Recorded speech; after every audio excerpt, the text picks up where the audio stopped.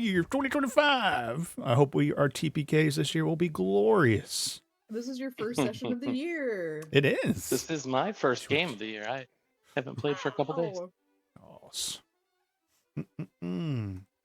All right. Last time you left Renar's house. Remember Renar? I think we all now know above table that he is a harper, which is spies, quote unquote good, but I try not to like put hard labels on it because I like players to be subjective about how they feel about the factions. I love that I have applause in it. I didn't realize I was going to applause. I was like, what did that sound? So you left there, and Cora was being very, very secretive about things and wanted to go see the private eye, wanted to get some information. And then while she was there, Hillshire was like, so he's a harper. There's something going on with her, and just laid it all out there, because he had been eavesdropping. And so you came back with that little bit of confrontation. I've been dropping that eaves, sir. We had the whole, don't forget, we had the whole Fat Patricia dropped on us. She's not Fat Amy, she's Fat Patricia. Yeah, Cora's not Cora. She's Maven. You guys don't watch Pitch Perfect? Come on now. Oh, I don't know. I don't know like what Pitch when Perfect it first is. came out. Well, yeah. She Yeah. said my name's not really Fat Amy, it's really Fat Patricia. And then in the third movie, you actually find out the backstory of it. But anyway. That's right. Yeah, we found out that Cora's Maven. And know that, Cora, will you remind us all that? Because I'm like, I don't remember how much is still secret. I think you told them most of everything. Yeah, I think I told them everything. Pretty much. Yeah. Like what you are at, Yanti. Yep. You have siblings, parents adopted, took advantage. Cyric, the nasty evil god, got his talons into the kiddos, and such. And but you escaped, and you're incognito. Yeah. Oh, and my family thinks I'm dead. So does the church and my siblings. That's why she was trying to be incognito. Because she wants to remain dead. But you did. She's scaly. Yeah, she's got scales underneath that mask. Oh yeah. She showed her two-sided face. Oh yeah. Yeah, from there you all cleaned up a little bit and got ready for High Harvest Tide, I believe. I don't think anything between then and there was too important. Correct me if I'm wrong. But the neighborhood festival for like the autumn festival vibes after all the winter's coming soon and all the harvest is coming in. So you partook some games. I know cannolis provided. Oh yeah, the cannoli family. You saved the cannolis, I guess, is actually the most important thing. Hey, that was so important it made it into my poem. I don't know. No, it's true. Hillshire's, you guys met Hillshire's grandparents, Nana and Nono, as they showed up and brought the cannolis. I do think it's good to point out that Ash made a really good impression on Nana with his kind of tragic story, because especially since she was a little suspicious of this like drifter-esque bard, but then the tragic story really got to her. Like, you poor boy. But yeah, using the help of Corlins Crown's shopkeeper,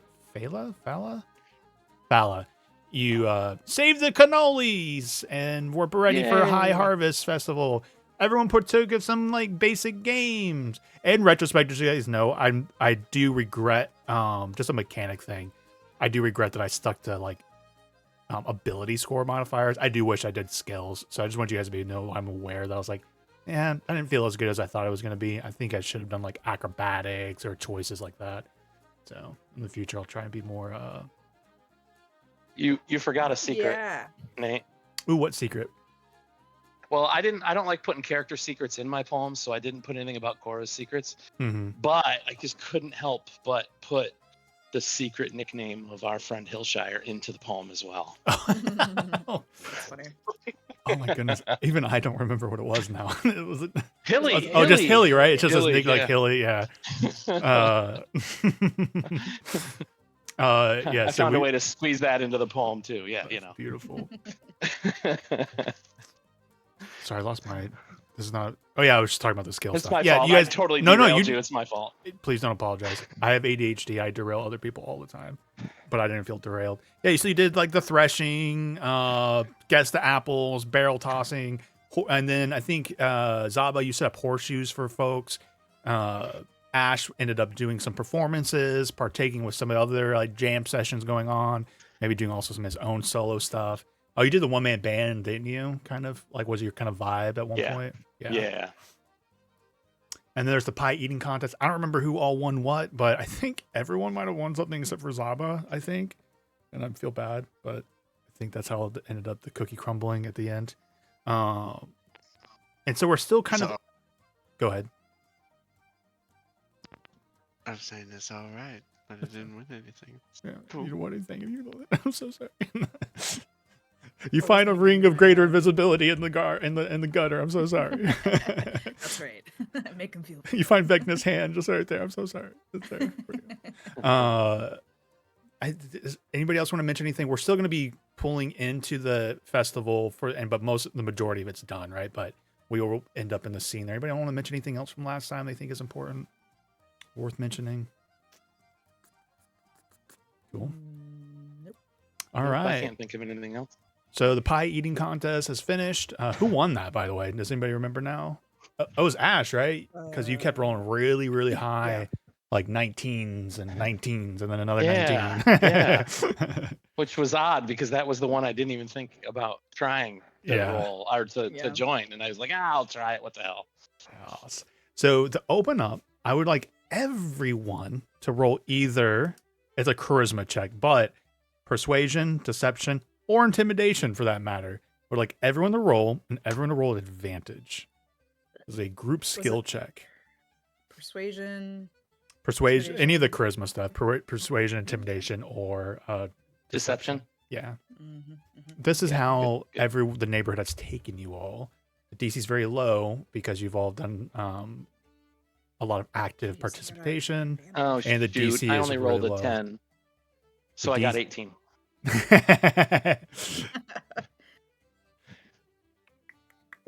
Yeah, the DC is only 10 because you guys have participated a lot. Because I like keeping that open because I love that graph is like deceiving people into being like a friendly neighbor. Zob, we got Hillshire too, right? Yeah, you all succeed. And it was a group, so it didn't need to be everyone; it just needed to be majority. But needless to say, you guys have put on a good impression for most of the neighbors, which will result in a 10% discount from all the stores in the neighborhood. Yes. Sweet. Does that include the tiger's eye? Can I get my 10% back? Funny enough, you don't see him here. Damn it. I don't think. Funny enough. No, I'll say he's there. I did like the idea that it was a group. No, I do have him actually here. So he was participating. I'd like to imagine you might like talk to him, like, and he's just like, of course he'll get a discount next time. Fine. Yeah, so sun is like setting now, right? So it's getting a little bit later. It's more about less games and such, and more about libations, food and drink, and just hanging out.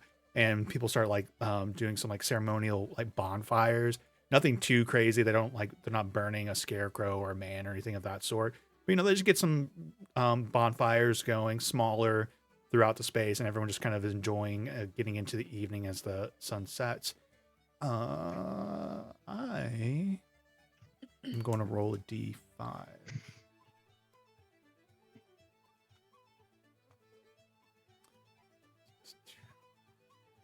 So in the middle of, as the food and partying is going, Graf, what are you doing? How are you participating, if at all? You just sitting drinking, talking people up, trying to make exceptions, trying to pickpocket people? What are you trying to do? Graf is going to be a good boy for the day. He is not going to try and pickpocket people. Don't shit where you eat. So he is going to be maintaining the game of horseshoes that he had set up. Okay.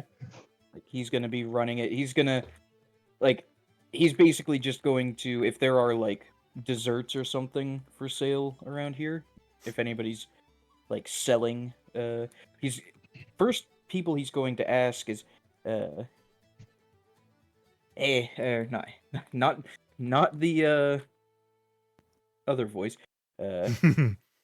No. Have you any cannolis you can spare as prizes for the horseshoes game?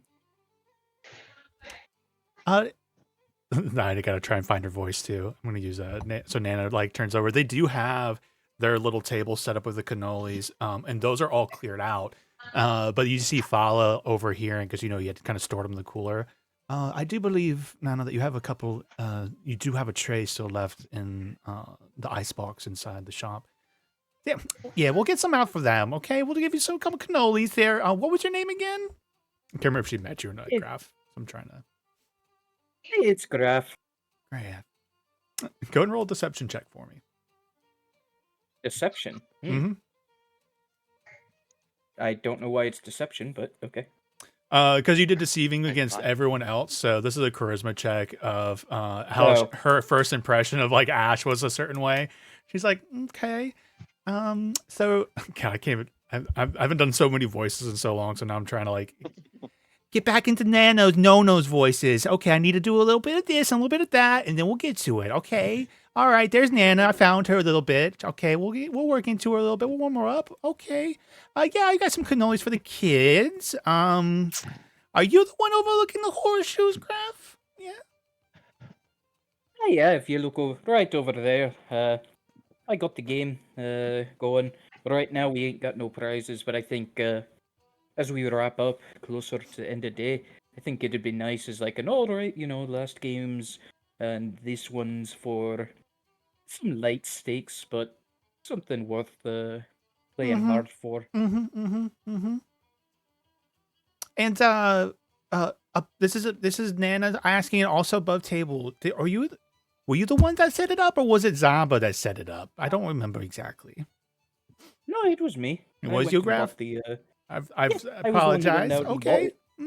All right. Nate remembered something different, but he was just gonna like roll into it with the RP. Okay. I think Zaba may have been one of the first ones to play it, but okay. All right. We'll get if I was to set Oh, go ahead. If I was to set anything up, it's going to be a poker table with real stakes. Ooh, poker table. I like this. Don't you speak to Nono about that. He wouldn't mind a little bit of games of chance. But don't bet too much, okay? We don't have too much cash. All right, I'll go get you some cannolis. Okay, I'll be right back. For the kids. But if I find any cream on your mouth there, okay, Graf, we'll have some words. And she goes wandering off eating cannolis. As she wanders off, Graf, a new person that none of you have met approaches. I'll drop and like kind of sidles up next to you. I'm gonna make the token real big just because I know this map is a little crazy. Oh, Viking.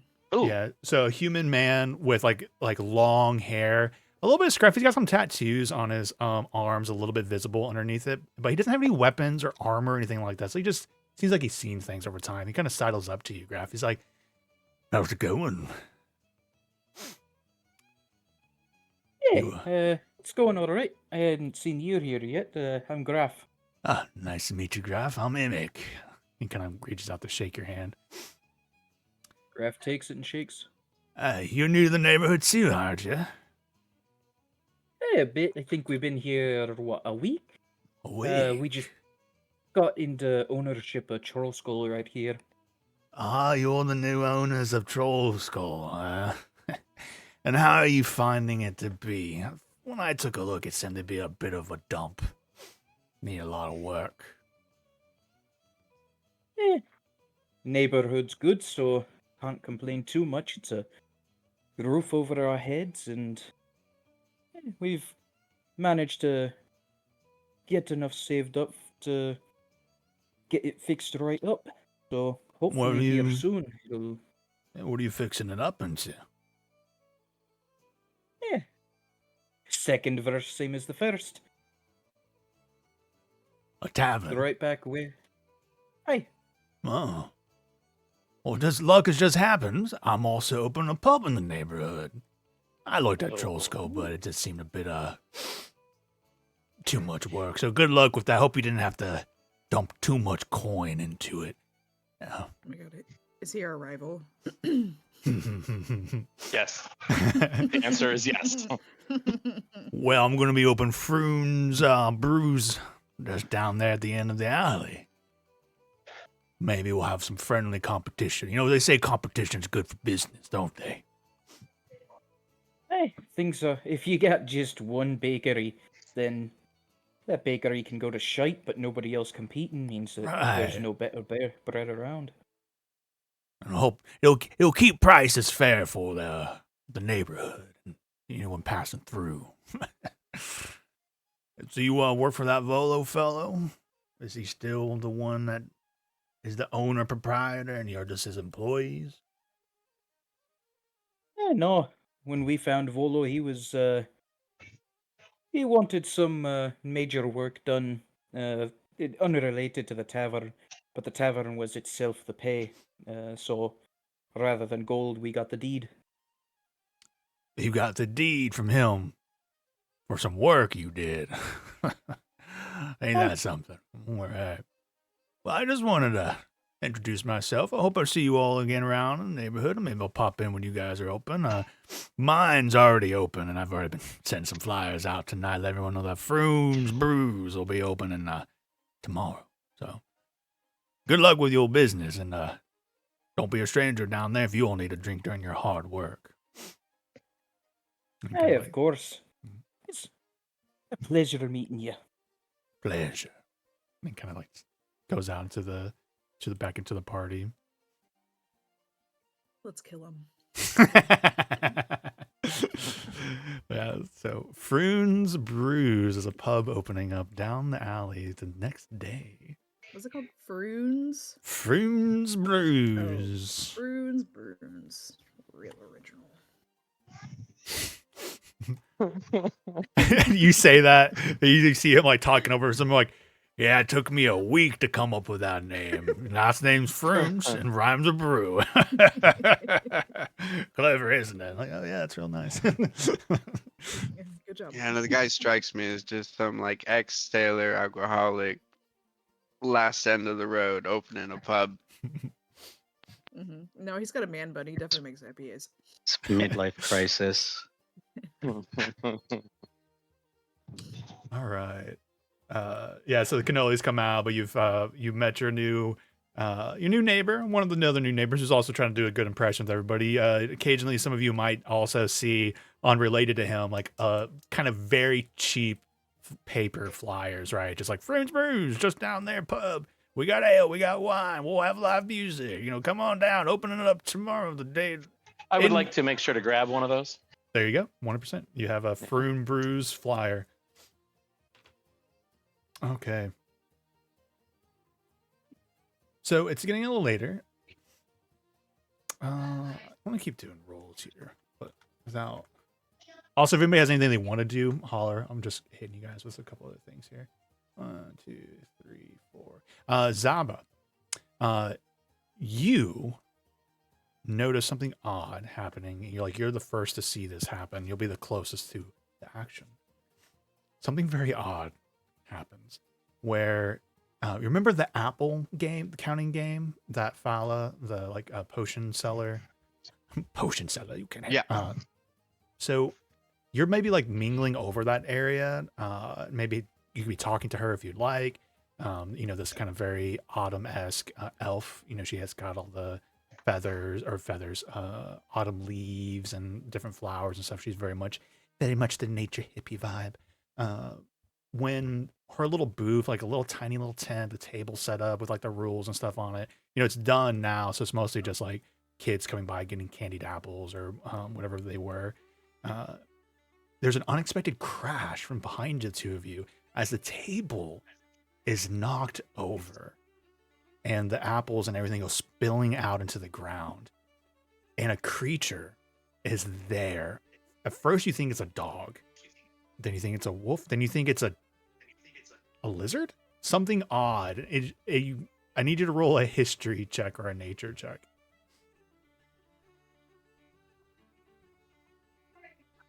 The DC is actually pretty high, but you never know. Yeah, so you have no idea what this little... It's like maybe the size of a hound dog, but it looks like a lizard on 4 legs, with a long tail, with these big... almost like bone protrusions coming out of its back, but it knocks it over and kind of lets out this very like squeaky low, just like, and then like everyone kind of like in that area, like kids from the horseshoes, the graph start screaming. Everyone kind of like backs up a little bit, like, what is that? And like starts going for the apples and starts eating them and going a little bit crazy with them. So it's not like a huge panic in that area, but it does like set everyone off. And it's eating the apples. It seems to have been very focused on it. Very shortly after that, you hear a shout come out of the darkness. You hear,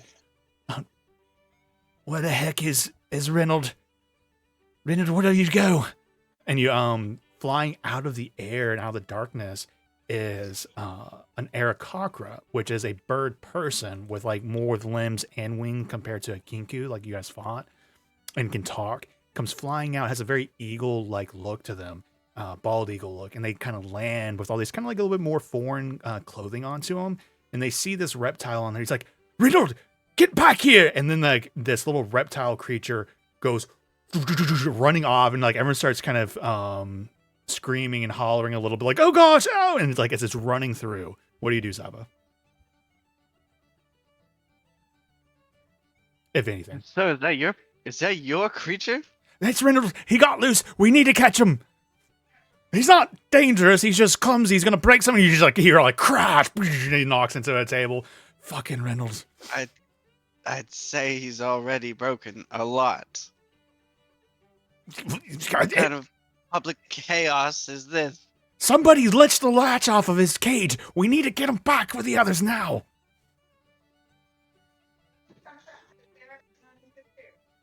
And like this Aarakocra eagle man. Name?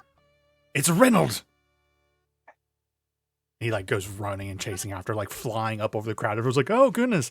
The rest of you are slowly reacting to this, but I do want to give Zaba just first dibs to see how they might want to attempt anything here, if anything.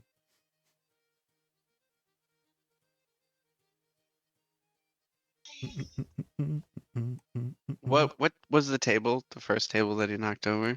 It was just like a very basic, like for our context, it'd be like something like a basic folding table got knocked over with all the apples and stuff that were on it. And he was eating that. But when this Aarakocra comes off, like Reynold, this big lizard thing goes running off into the crowd and like just knocking into things, bumping into people, knocking like people over. If there's any apples left on the ground nearby, I'd like to grab one up and try to call his name with the apple. Okay. Roll either persuasion or an animal handling check.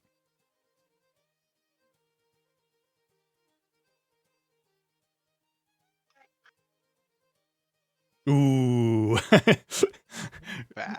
Reynolds. And like for a second, this like hefty little reptile, again, like more like the size of a hound dog, like a small, like not a pet or like a lap dog, but something a little bit of small, larger than that. He kind of stops and turned, and you're like, Reynolds. He's like, it's like sniffing a little bit. Everyone's just like stops, and they're like, and you just go, and then he goes running back out into the crowd, knocking into everybody. Okay, does anybody else want to try and react to? It's kind of like a pig on the loose kind of vibe. Instead, it's a reptile creature with bone protrusions out of his back. Everyone else rolled nature or history checks too, if you want to see if you know what this is. Graf is going to try to identify this thing with nature. The DC is 20. This is a very tough roll. Well, I got half that. Do I learn half the information? It's a small reptile-like creature. Ash, make sure you give yourself heroic inspiration if you do not have it. Well, I can cast it. I have it. All right, yeah. So it goes running out. So now it's like it's open. Who here has ideas, want to react or do anything at all? Graf is going to try speak with animals, and I know Lauren just said Cora's going to try animal friendship. Yeah, I will say the animal friendship, it's like I can do it at will, but it's that Yuan-ti thing, and I think it's specifically for snakes. I don't know if you want to extend that to just reptiles. Maybe. I will open it up to reptiles. Yes, that's totally fine. Yes. But then also Graf, if you want to do speak with animals, I'm totally fine with that too. Yep.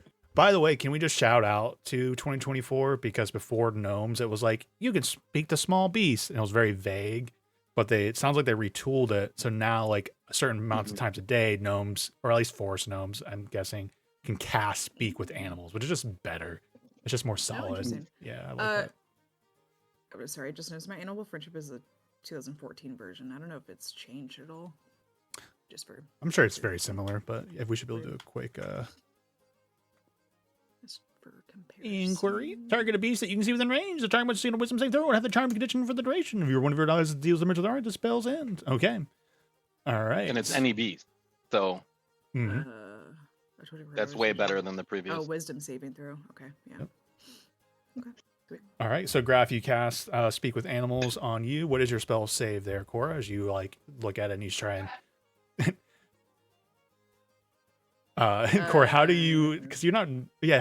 How would this? Because this is a representation more of your Yanti. So, how does this come off when you cast this Animal Friendship? I think she would like get like kind of crouch down. And you know how spells are pretty verbal. Hers would like come out at like very hissy like. Very hissy like. So you're like, Yeah. hey, calm down. Hey, what are you doing? Calm down, my friends. Yeah.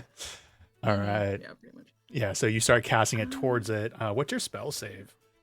I know. I'm trying to. I think it's. Hold on. If you use the spells tab, it's got your CFDC right there at the top of that. Yeah, I thought I saw. Oh, 12. Sorry.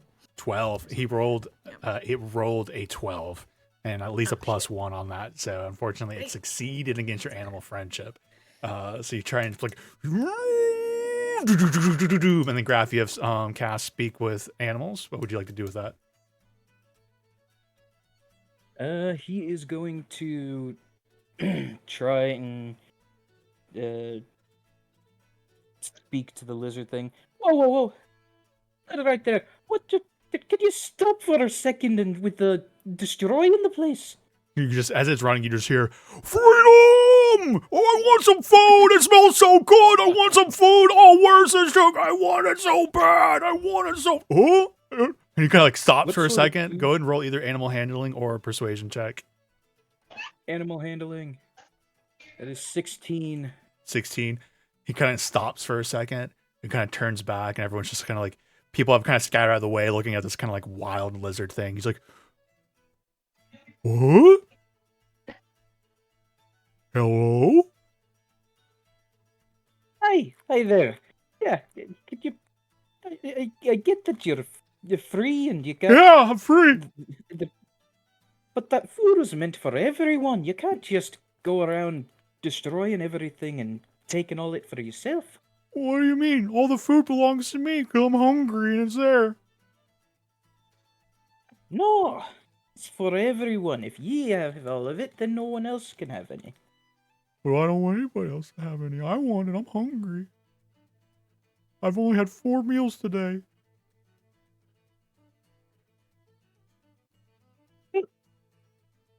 How many people here haven't had even their second yet? Quite a lot. It is just about lunchtime, innit? A little bit past, actually, but still. I need you to make another animal handling check. You have 1 success. Well, That's I'm gonna use heroic inspiration on that. I don't think Graph knows about second breakfast. Well, no, that's not my problem. I just really need something to eat. I haven't had anything good at all in 2 hours.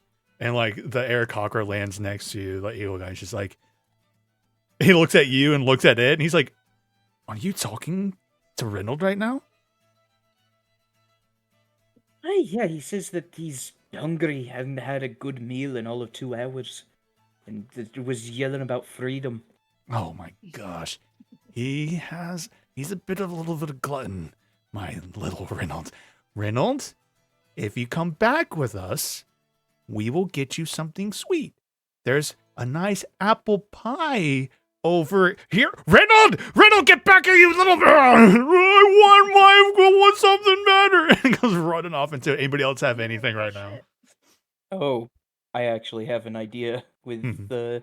Well, let me pin it real. I'm gonna pin it into you real quick and see if anybody else has something they want to add into it. If not, we can jump right back into Graph. If nobody has anything else, Cora would have like tried to wrangle him. Okay. Just think of like Steve Irwin wrangling like an alligator. Yeah. So that'd be an Or athletics crocodile. check on that. Ash or Hillshire, you guys, anything you want to add into this, or even to use Zaba if you want to pull it back around too? Can Hillshire, like, while Graf is, I don't know, what does it sound like Graf is talking to it? That'll be up to Graf Riley how it sounds. It could be just that he's talking normally, but the creatures can magically understand him, or he sounds magically like whatever creature he's talking to, which in this case it would be very much like a low, like like this like weird, like not howl, but just like this strange guttural deep sound bellowing from this little lizard creature. Yes. So you want to sound like that yourself, yeah? So like the very Dory-esque kind of doing that. Yeah. He's just gonna try to get behind him, kind of like out of sight. Behind Graf or the lizard? No, the lizard. Okay, I was like, you never know. Like you guys gonna start pickpocketing each other. I don't know. All right, okay. And what were you thinking? Does Reynolds have a cage? He does back over at the caravan, but that's on the other side of the block, and got to get him into it. So like Hillshire, you're getting behind it. Zaba, you're asking about that. Cora wants to also get on top of it. So Hillshire, you're trying to get in a position to help grapple, maybe? Yeah, just to help. Okay, so Cora, if you would like to do an athletics check at advantage. So like Zaba, you're speaking to the Aarakocra. He's like, yeah, it's kind of heavy because you can see how big he is, so it's gonna be sturdy. But it's on the other side of the block. Would you have an idea for the cage? You guys are saying this. You see Cora and Hillshire both like jump onto it. Okay. Well, if he's got a favorite meal, I can make the largest image of that I can possibly think of and put that in the cage, and he'll just go in himself. Okay. His favorite meal? Okay. There's been this vendor that I was going to. They make these kind of dairy products, and they're very cold with sugar. They call it ice cream. Can you make like some ice cream? Because he wants it all the time, but it's so expensive. I literally gave him sugar pie, and as you're saying this, you guys see Cora and Hillshire jumping on the back of this thing. You guys are like looking out for these like kind of blocky protrusions out of his back, and you're kind of grappling him and holding him. He's like, no, I don't want to go back in the cage. I want something to eat. No, that's why like Graf is hearing like. Roar, roar. All right then. So you need to make ice cream. Yeah, I can do that. So I need to go to the cage, and I'm going to cast Silent Image, and make a like 2-foot diameter sundae, the biggest sundae anyone's ever seen. There's like magic. Oh, go ahead. To put that in the cage. And like over it, there's like even like magic sprinkles appearing out of the air, like gently coating it with like more sugary goodness. Go ahead and roll like a persuasion, deception, animal handling, but whatever it is you choose, roll at advantage. It can even be intimidation. It don't really matter to me. Okay. You said or intimidation? Or intimidation, yeah. You will come over here and eat this ice cream. 15. You have advantage. Go and roll one more time. Okay.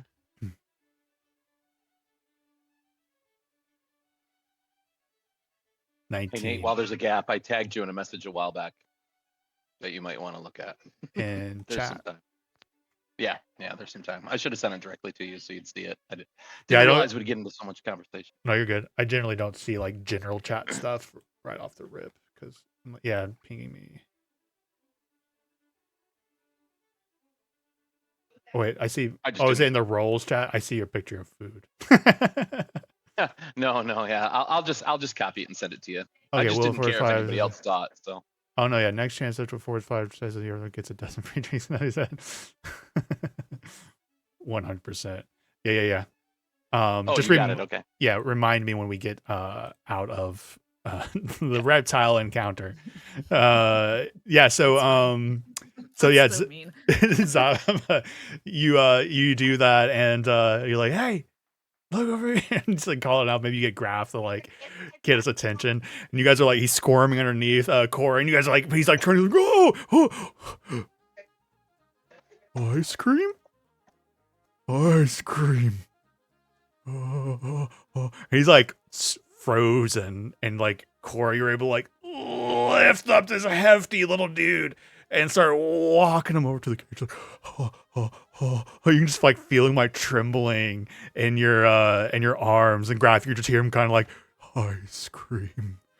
Oh, it's so big and beautiful. And as he gets a little closer, it's like just before you get to the cage, I'm gonna give him a decent smell check here. Oh god, yeah. I'm like, Natural one. Okay, he doesn't catch on to it. shit. He's just so excited. You like set him on there, and you like push him in there, and then the Aarakocra comes behind you and kind of like shuts the cage real quick and locks it. He's like, oh gosh, and then you're like, oh. No! This isn't real! Oh god! And so all you just got, Graf, that's what you're hearing. The rest of you just gonna hear like, no! It's like the most like pathetic sound, like a dog howling almost, except it's a reptile from inside the cage. And also, Zaba, you're one of the first ones over there. You would notice that this is one cage, but there's like this. He's got this wagon pulled up with multiple cages in it, and you see other creatures in there of all sorts of different shapes and sizes. You do see, oh my goodness, painted on the side of the wagon, Reptile Rendezvous. So it seems to be like a traveling reptile vendor of some sort. But you get it in there, but now he's just kind of going crazy from inside. Aarakocra's just like, thank you all very much. And then like from out in the crowd, you just hear like, oh yeah, that was awesome. What the hell was that? That was good. You got the apples. You got those new Trosco people. They got that thing real good. It's a good wrangling. Yeah, it was a good wrangling out there. But yeah, you all for sure, like he's just like, thank you all very much. Thank you.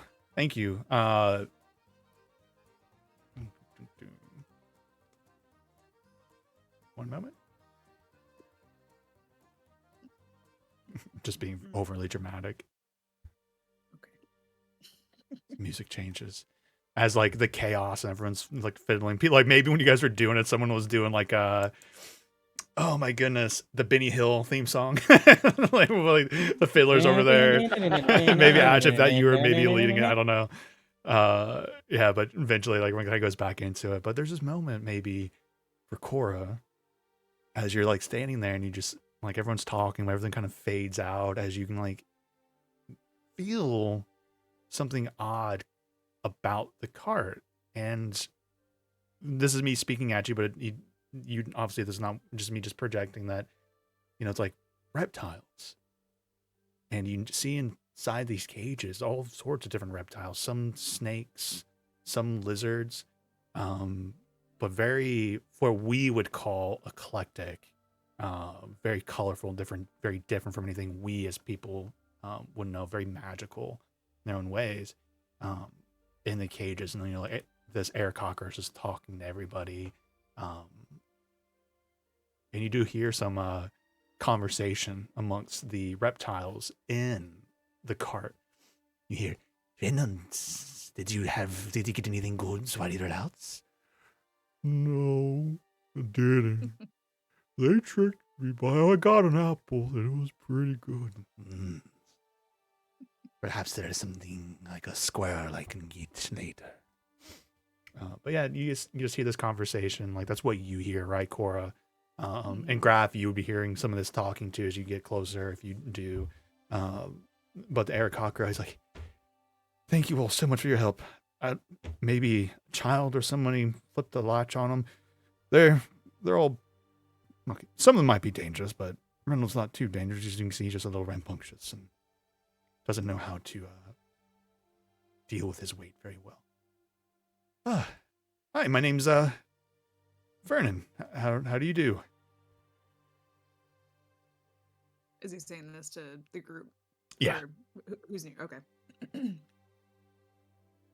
You said Vernon? Fernan. Oh, Fernan with an F. Okay. Hello, Fern. My friends call me Fern, but I'm fine with that. I think we're friends. Thank you all so much. Welcome to Reptiles Rendezvous. Thank you for helping Reynolds. I'm very, very, very thankful. I'm just traveling in the town and for the festival, thought I'd put him out the booth a little bit, and things got a little crazy. Thank you. Anybody here shopping for a reptile? Got all sorts of types here. Does it have your attention? I do like reptiles. Well, you all met Reynolds. He's my pygmy brontosaurus. No, not brontosaurus, excuse me. Nate's not good with dinosaurs. He's my pygmy stegosaurus. From Choltz. Yeah.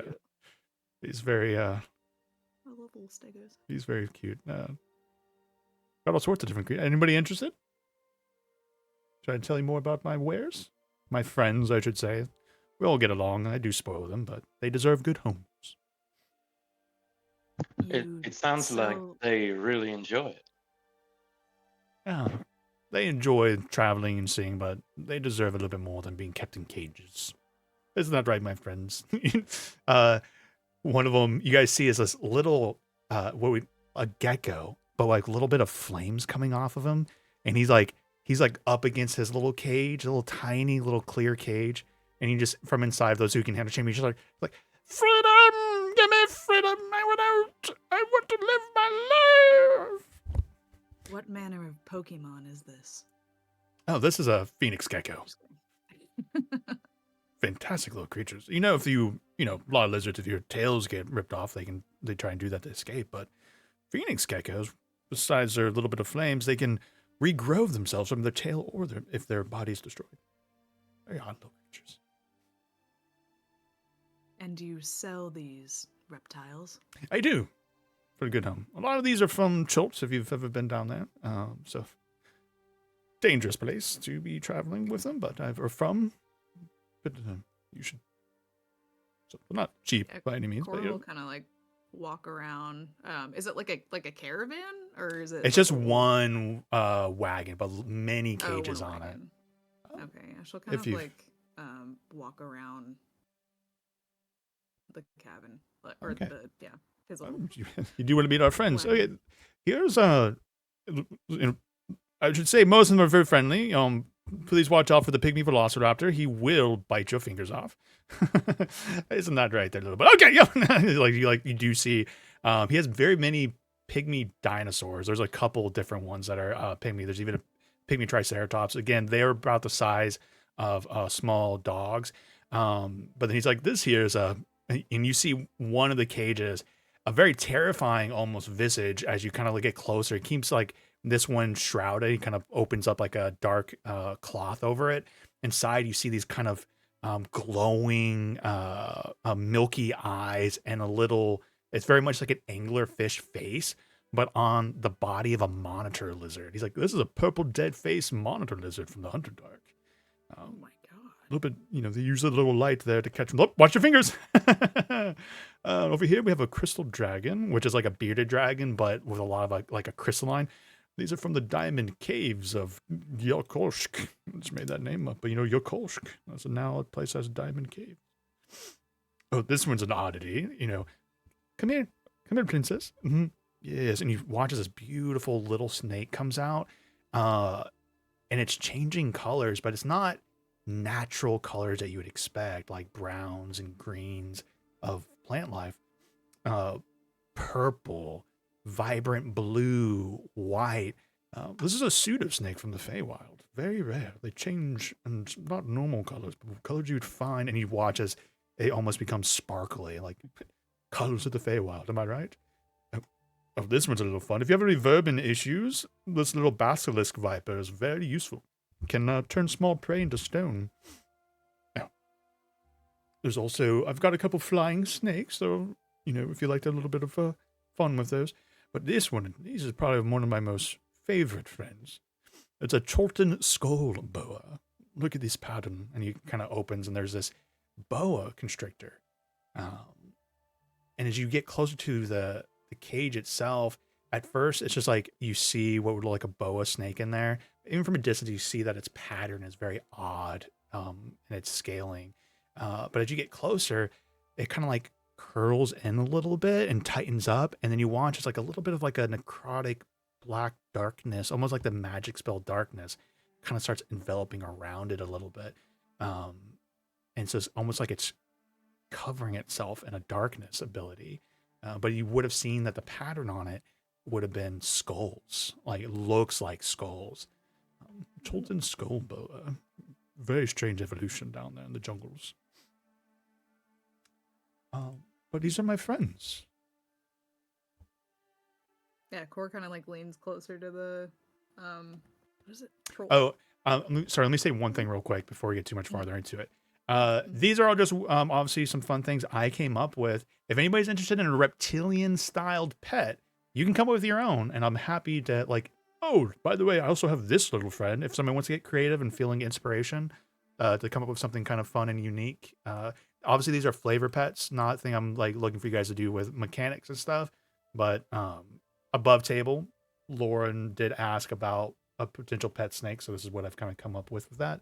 But, you know, Lauren, if you want to, and I know you know more about reptiles, if you want to invent your own magical one or mundane one, you're not stuck to just the ones I kind of put together. Oh no, I like the ones that you came up with. That was fun. Yeah, that's cool. I'll take the pygmy T-Rex.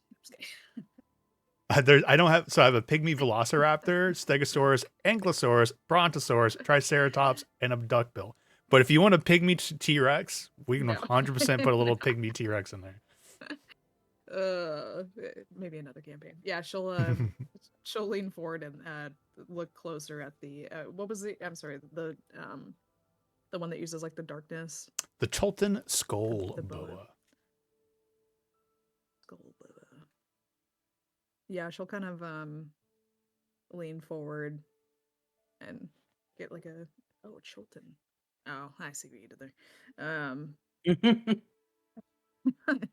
I mean, I know Cholton. She'll get a better look at that. For those who don't know, Cholton is like it's where dinosaurs are from.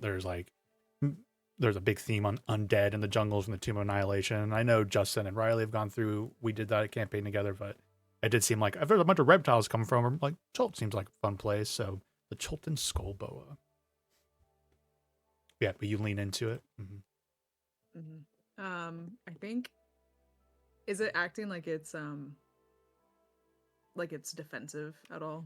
Yeah, so you get the sense that its defenses is the that little bit of darkness. Like it's not coiling to attack or anything like that. And you're in control of this narrative. So if you wanted to, it can be whatever you want it to be, or you can choose to do animal handling check, whatever you want out of the experience. Mm-hmm. Because it's just a flavor pet, so you can dictate what happens. I think concentration AR. Yeah, I don't think she's going to like cast anything on him. She's gonna. Is there like little? Well, okay, so she'll turn to Fernan, right? That's his name. Can you open this one's cage? Sure. So my instinct, right, is for him to be like, that name is so and so. What would you like him to call it so it's more convenient if you purchase it? Ooh, how about oh man. Putting you on the spot. I know. Shit, what's that what's the snake's name from Jungle Book? Fuck. Ka. Ka. Kinda like that. This is Ka. Yeah.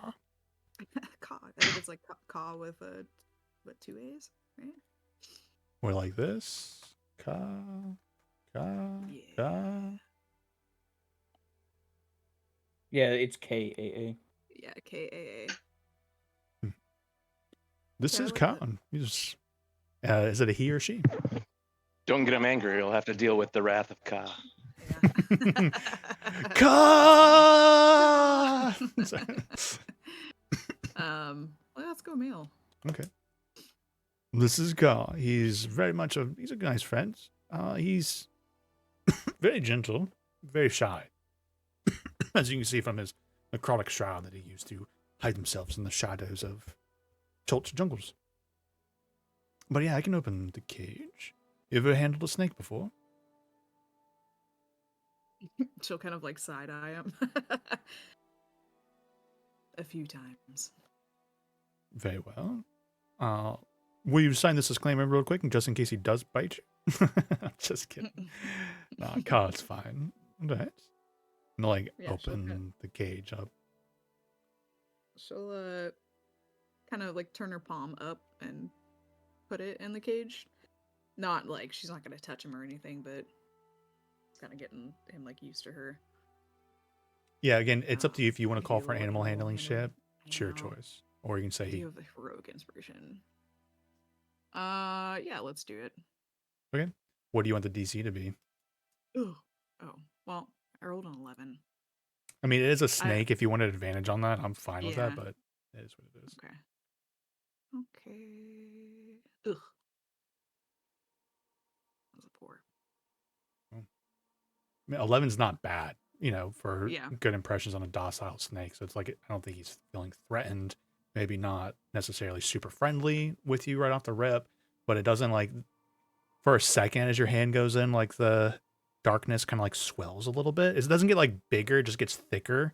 But then like after a little bit, as you just kind of keep your hand there, it kind of is dissipating a little bit. Yeah, I think she would, I mean, if he doesn't seem super defensive, she doesn't want to scare him, but she'll like slide her hand a little bit closer and like try to pick him up.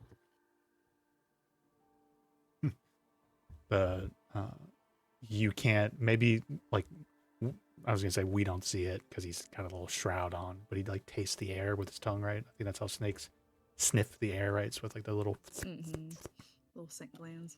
And eventually out of the shroud, this little dark head. I imagine like a little bit of a darker complexion to the scaling and everything.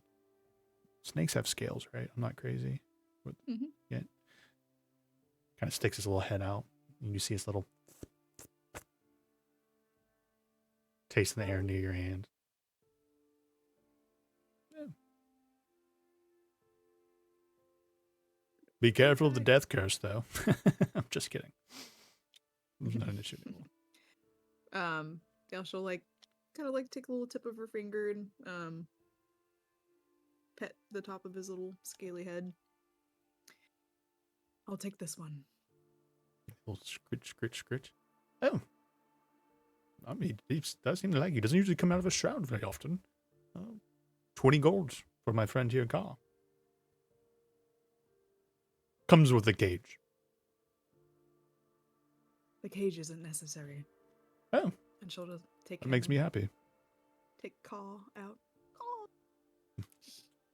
They like slide. Oh, do you just like lift them up and you guys watch? So essentially what it looks like is Cora just reaches in and grabs like what we'd call like the darkness spell, right? This like misty shroud of darkness and kind of like lift up this stuff and kind of like and pull it out. It's like she's like holding a cloud of darkness almost for a second, but you can see like a little bit of gotta roll one more animal handling check. Not one, he eats you. Oh. Oh god. Well, I got a 5. Let me should I use my inspiration? Get a better roll. This is more for narrative, but it's up to you if you want to help dictate to more of a positive narrative. Yeah. Have fun with that, I say. Oh my god, that was almost a net 1. Jesus. 13. And so like, your gentle hands, maybe sensing the Yuan-ti in you at this point, and he's making contact and skin contact. He has watch as as Cora's like holding quote unquote the cloud of darkness, it all kind of like dissipates and disappears and evaporates, and then behind you do see like Cora's got this very pretty in its own way boa with its skull patterns, darker complexion, like kind of wrapped around her arms, and it's just kind of like easing in as it kind of gets comfortable. It's like now like tasting the air some more. Cute. Graph, you hear, or So up to you, Lauren. Do you wait? No, I think I said that earlier. Like you can understand them, right? I think I just I think right. so. And I'm fine with that. If you want to be able to understand and speak to reptiles, I think that's fine. Sure. You just hear. This one smells familiar.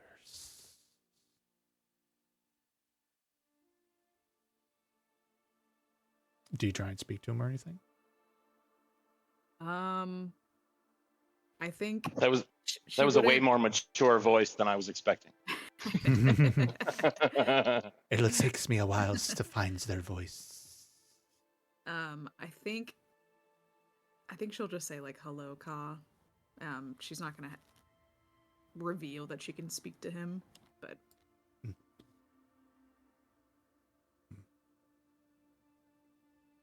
hello, Sandine. And that's just they're just like a very oop, I just spilled water on me. Cautious new companion feeling out the situation. cute. New companion acquired. All right. Anybody else want to inquire about a reptile? Where do you get all this stuff? I've been wandering around most of these my little friends here from Schultz, as I said. Though the pseudo snake I picked up from another trader. Never been to the Feywilds, but he claims and they seems to be from the Feywild. You've been to Chult? Yes. My family's from Chult. I'm from Chult. Oh, he's an Aarakocra. Yeah, I don't remember if you guys dealt with Aarakocras a lot, but I know you've read a little bit of the adventure. Aarakocra do live in Chult. And I don't feel like trying to do an offensive accent for somebody that might be from like, I'm not going to do like an African or South American or anything. I'm just like, yeah, I'm from Chult. Well, I imagine all Aarakocra sound like Batman now. So.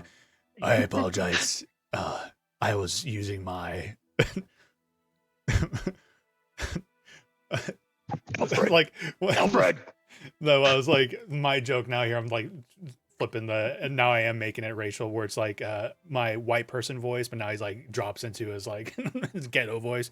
He's like, oh wait, you want to hear my Eric Cochran voice? Okay. You want to hear Harvey Birdman? Sorry, Harvey Birdman's an inside joke for all of us. Where is she? But not. I heard Harvey Dent, so it's okay. Well, it's a joke on Batman, but one of our buddies, JP, played a guy who kind of did a play on a guy who did a play on Batman on YouTube, and his name was Harvey Birdman. Where is she? Tell us where she is. Tell us where she is. I love it. And so, like, we got Harvey Birdman stuck in our brains for the rest of our lives. Yeah, but yeah, I'm from Chult. So they're from all over the place, but the pygmies, they're definitely Chultan. They're so cute. Do not stick your fingers to the velociraptors, though. He's nice, but if he hasn't been in a while, he might think your finger is good for food.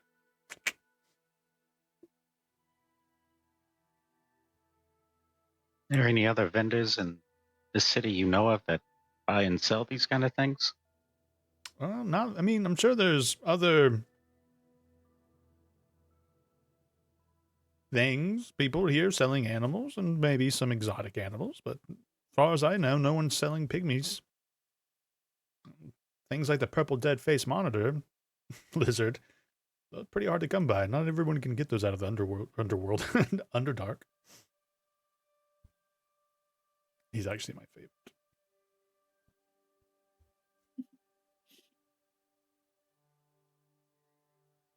I was just wondering. Well, thank you all again for your help with Reynolds. Reynolds, say thank you. He's like, you just do the graph, you'd still be hearing him like, I want some fucking ice cream. Son of a bitch. I see that, Kevin. Poor guy. Yeah, this entire time, once it's clear that the party could adopt one of these guys, Graf has just been doing the mental math on how expensive it would be to feed Reynold and all that stuff, like take care of him. Because at that point, he's basically going to have to hire a live-in maid just to handle making his 7 meals a day. I was gonna say they would probably be low maintenance, except for that we established Reynolds a little bit of a sugar nut, and he had like what 4 meals today. If you talk to the Finran, the aircocker, he's like, I gave him apple pies today. I gave him a lot of sweets for the celebration, and it's still not enough. So he eats a lot. Roughly, I'd probably come out to like a couple silver a day to keep him fed as like a silver. If you give him a sugary diet, obviously as like a little herbivore, it's not too bad to do like lettuce and whatever. I'm imagining a turtle. You know, what'd you say, Kevin? I just fixed my mic. Yep. I was gonna say, you wouldn't happen to have any of our 8-legged friends, would you? What is an 8-legged friend? A spider? Mm-hmm. Okay. Unfortunately, he is a reptile. Well, no, that'd be fair. I'm like, why do I care that much? He's like, you're talking about a chaos spider? A chaos arachnid? I have one of those over here. I'm just making something up on the spot, right? Do you want to tell us what this spider could look like and be a little bit wild? If anybody else want to get out of left field and get out of the reptile lane, that's 100% okay. Yeah, it's definitely got a big purple diamond on its back. And it kind of radiates from the deep purple diamond and then a light purple background that kind of fades across the back thorax, this abdomen. How big Very is it? kind of tarantula sized. Okay. Is it a jumping one? Oh yeah, it jumps. By the way, I don't like spiders or snakes. This is my nightmare. You're welcome. I mean, I can obviously, I'm not one of those like I can't talk about them kind of thing or imagine them. It's more like, oh, you put a snake in front of me. I'm like, no, I'm good. I'm not going to touch it. Get away from me. Excellent. All right. Yeah. So like this big with a diamond purple on the back of it. Do you want to name what kind of spider it is? Diamondback. I'm going to spend some time with him before I figure out his name. No, I mean like species. Do you want to name the species of magic? Ooh. You know what could be kind of fun is that their web is like different. Something magical when they do their web. Like it sparkles or something maybe. Or like looks like crystal. They do the spell web. Yeah. That's mechanic. I don't think I could do that. Your 8-legged friend, the basilisk. Cool. 8 legs. Oh my god. There's the basilisk viper, which I enjoyed. He like turns but he can turn things into stone, but they have to be like small creatures, like rat size or squirrel sizes. Graph. I think someone should get the mini T-Rex. Never mind.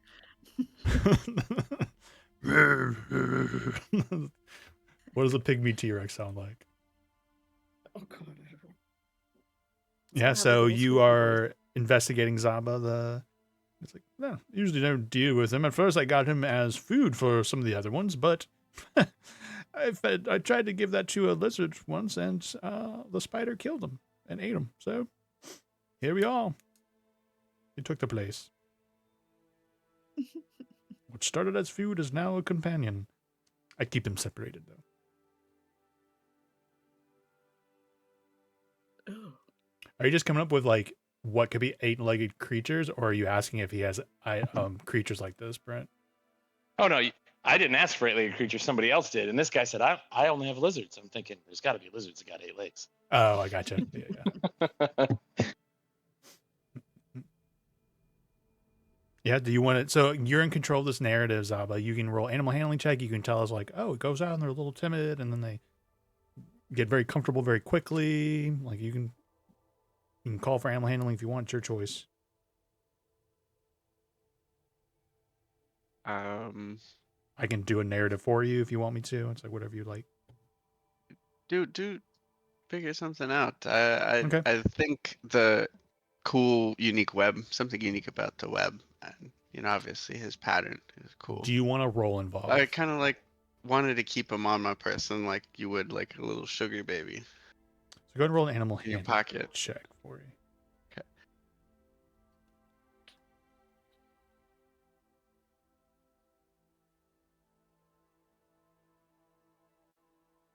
17.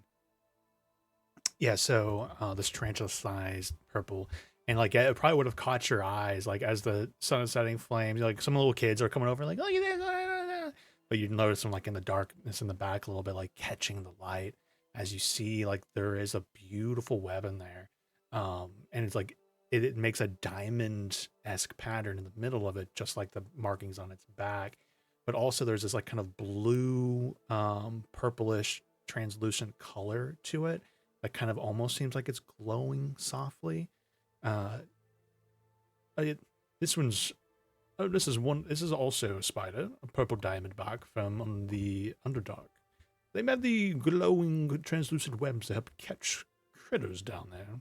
The light attracts them in the darkness. Bugs and the sort. Very friendly, very poisonous, mind you, but besides not wanting to be a meal, she's pretty chill. I call her Martha, but I don't think she likes the name. Do you, Martha? And you kind of like get a little closer. Maybe you like put your hands out for it. It's like, okay, all right, yeah, I'll open the cage for you. All right, Martha. And it kind of like gently comes over and like starts slowly moving up your hand, and there's the tickle on your skin, and Nate hates it, but he's describing it, and it's slowly moving, and you're just very patient as the spider is just like, you guys wish I could see him. I'm actually like climbing my hand up my own arm right now, climbing slowly all the way up to your shoulder, and it's now like perched there, looking very comfortable. Perfect. Yeah, I the give him a glider. little pat with my Pat, finger. pat, pat. Ding, ding, ding, ding. It seems to like that. Okay.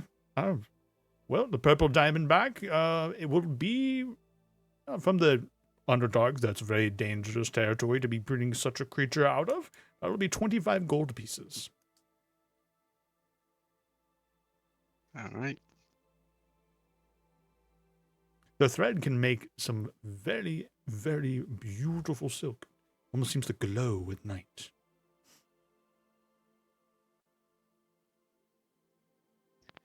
Here is your golds. Thank you very much. This is exciting. I hope you all know I don't like keeping them in cages. These are my friends. Obviously, I'm running a business, but I would like them to have good homes. You all seem to be practical. Please give them good homes. Shut down the background check. That's okay. Should have done a background check, I said. Yeah. Don't do that. What was your name? Residence? No one. Proof of residence? I think that would end badly all the way around. Mhm. Okay, anybody else want to inquire about a pet or anything like that? Oh, there's the Brontosaurus. Little Reynolds.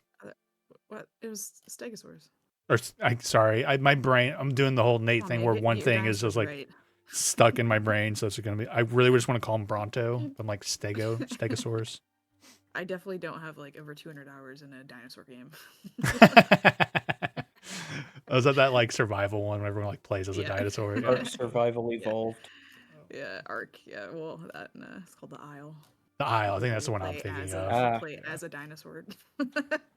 Pretty sad. How you're That- such a that nerd. one that's, I know.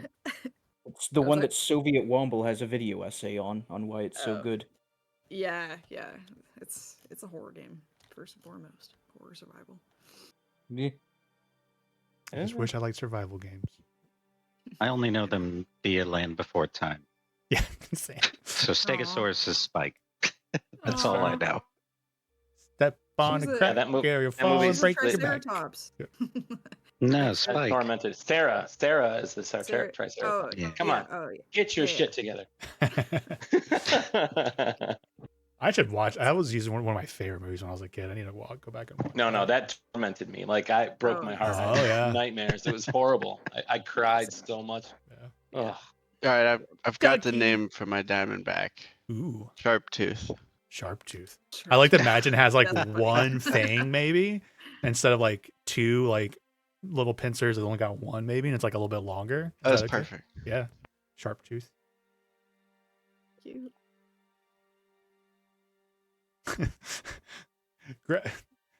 I'm projecting too much. So I was gonna say, Graph, you're like, oh, these animals are very cool, but then you see a possum in the corner of your eye. But that's me projecting, because me and Lauren were talking about she was telling me like all the weird pets she wants. I meant to message you, Lauren, because I was on Instagram and I noticed my feed was becoming more and more possums. I'm like, I don't want like exotic animals. I'm like, I want a fucking possum. that's my weird pet that I Possums are want. cool. I'm like, I want a possum. Yeah, love possums. So, how much for that weirder one over there? As he points at the possum. I was like, I don't want to project. I'm like, Graph feels like he could be a possum guy, but I'm not sure. Yeah. I'm not sure you mean, sir. He is not a part of the exhibit. As you see, you realize He's like in the trash. no, the possum is up there, and you notice he's going over to the purple dead-faced monitor lizard, the one that looks like an anglerfish, and is like jimmining the lock on it. Oh, he was the one. Wow. He's perfect for you. He's breaking into stuff, causing mischief. You just see him like, I don't break into places that often, but he is perfect. and he kind of stops, and he like, you see that he's like noticed everyone's looking at him. He just like turns, he starts to like kind of to run away a little bit, and like hides behind some stuff. But he didn't like run off. He's just hiding from everyone now. Oh, that's the grab him. He's the one who tried to do it. Oh my goodness. We need to get this thing. Take him. Yeah. Graph, do you want to go and coax him out of his little hiding place? Little mischief maker? Yes. Excellent. There you go down. Again, do you want roll a check if you want a check involved, and I can dictate the narrative off of that, or you can just tell me what happens. I shall do the check because Ooh, I 19. I feel like you notice. Well, I was gonna call him a trash panda, but that is raccoon. But you know, like, I'm pretty sure possums. Is it possums that I'm thinking of? Like, they're actually very good for like eating bugs and stuff. Oh, yeah. Or like flea. I think I'm thinking of ticks. Like, they're good for eating the tick populations and stuff. So he knows he likes grubs and such like that. To be fair, I just realized too, you have animal or speak with animals still up. Do you want to like? You just hear him. He's like, let's say not every little creature he's gonna meet is gonna be like. I almost did like another little voice like this, but no, that's not him. That's not. I don't think that's gonna be the possum. Maybe I'll give him a country voice. He's like, oh, I've been spotted. Oh, I'm gonna get back over here. All right. Oh, I don't move. Oh, Pigeon. You like walk over. He like plays dead. Like. Oh. Don't. So you finally got something that caught Ash's interest. Oh, and you also get the possum has also caught your interest. You guys fight over the possum. That's not even like an animal for sale. Let's just say I think that their possum probably familiar with my type of music. You know what I'm saying?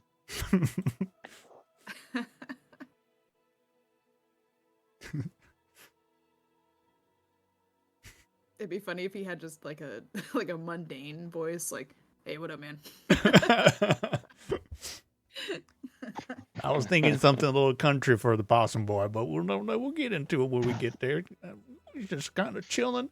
He's looking up. He's all belly up. He looks very cute, but very dead. And like Graph and Ash are both looking at him. I feel bad you both want the same pet now, so I'm not sure what to do with this. No, I don't want a pet. I'm just messing with you. You said country okay. Voice, I thought, Gotcha. that's my kind of animal. Comes stumbling. I know. I was gonna say, oh look, there's babies. It's a mommy. Because I think it is. Yeah, possums like the babies will like. He's like, he talks like a boy, but oh, joke's on you. It's a girl, and there's little babies clinging to her. But no, he's like, I'm playing dead. Don't move. Don't move. Oh, I'm dead. I'm dead. I'm dead. Yeah, I'm dead. Don't you notice nothing here? Yeah, it's a little late for that. Why is that thing talking to me? Oh no, I'm getting stressed belly. Little farts. Fuck. That's funny. Yeah, I was wondering if you needed a new home. He's like still like on his back playing dead.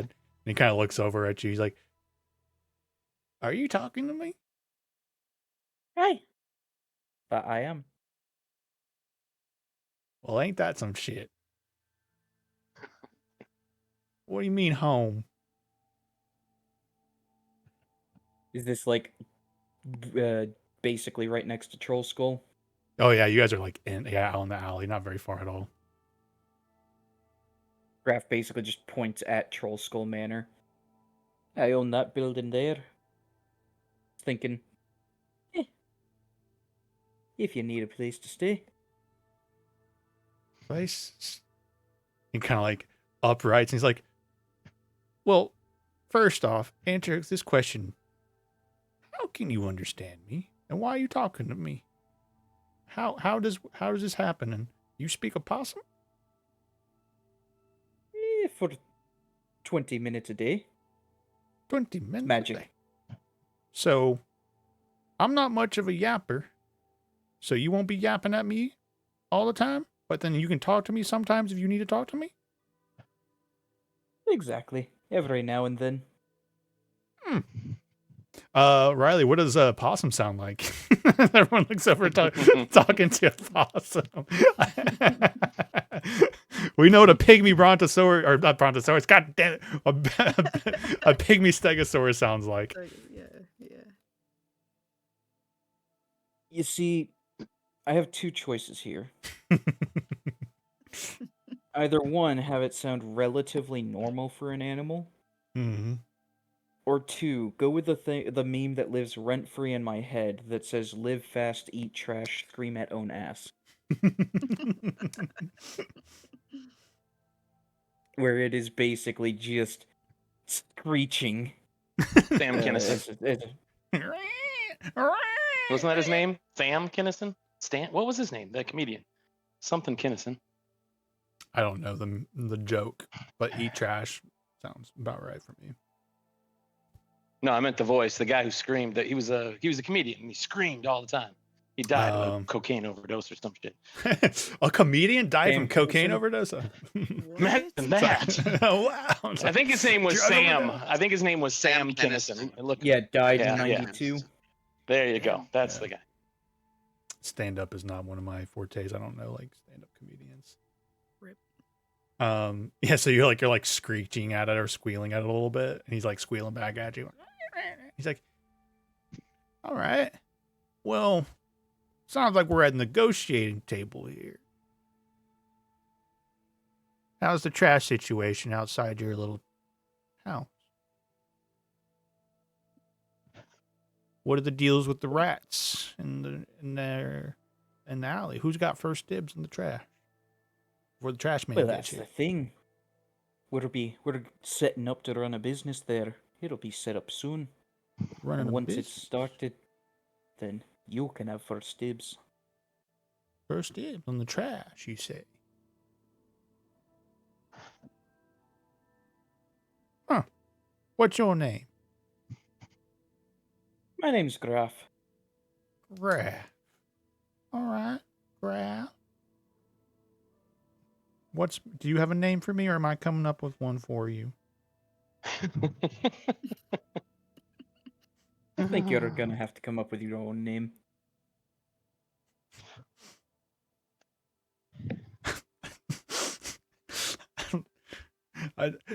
I personally love doing this because, like, who knows where this is coming from in my brain. for some reason, Spelunky popped in my brain. So it's like my name. I don't give. Isn't Spelunky like? Isn't that a cave like diving kind of It's a shit? game, yeah. Spelunking. Yeah, Spelunking. So yeah, actually, it kind of makes sense for him. He likes to go like trash diving, right? So he's like, my name's Spelunk at your service. Nice to meet you, Graf. You understand I'm going to have to get in writing that I got first dibs in the trash. Don't want any rats coming up and down the street saying this is our territory. Hey. And of course, if anything, we can give you first dibs in a inside before it gets even taken out.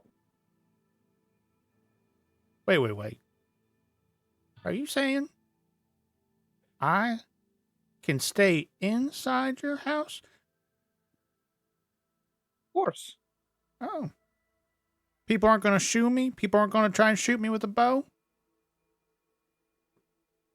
If they do, they'll have to deal with arrows in their heads as well. Oh. Okay. We got the trash. We got the living situations. Let me ask you another question. You see, I got a bit of sticky paws, if you know what I'm saying. Is that going to be a problem? This possum's going to fit in well. Mm-hmm. Oh, shit. Nighttime and all that. I like to get around, Some people's trash is another man's treasure. You'd be surprised how much stuff I found in trash cans. You're already getting first dibs of our trash, so long as outside of our trash you don't steal it from us, then your sticky paws ain't going to be a problem. Us? So you're with these people? Hey, as he Graf starts pointing at and introducing each of the party members. We've also got a ghost living in the tavern as well. I don't like ghosts. They're spooky. I imagine the feeling would be mutual, but I'm sure he'll love me. That he's at the very least out of your way. Between you and me, I was going to try and free all these little critters because it was really funny. Do you want to help me with that? Or is that off limits? It'd be a bit too suspicious now. Fair enough. I'll let you know if I see something fun to steal, though. Whatever you get up to tonight, when I'm not around, it's not like I can stop you. If a possum could smile, I'd be smiling. Whatever you get into you and you're not too, none of my business. But maybe we can compare pickings. That sounds like a plan.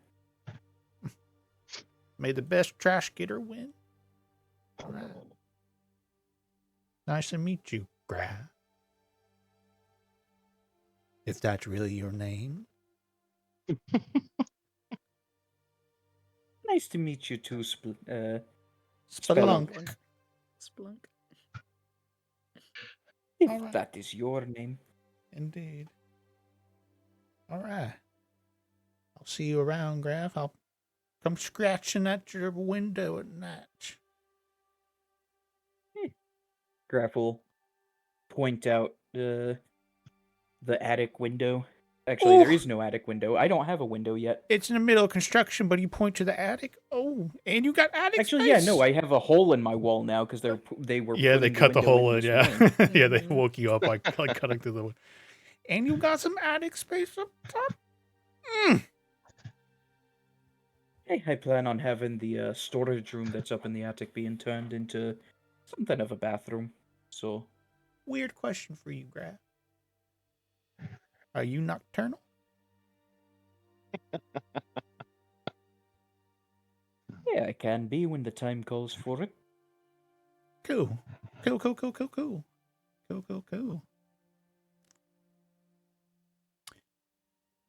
I see this might be a positive business relationship. Maybe we can become friends one day, Graf. Hey. And if we don't start as friends, at least we start off as business partners. You know, I've never had a home before. I had a tree once with my family, but we got ran out. They called us vermin. They called us rodents. But we didn't belong. I've moved into houses here and there. They always kick me out.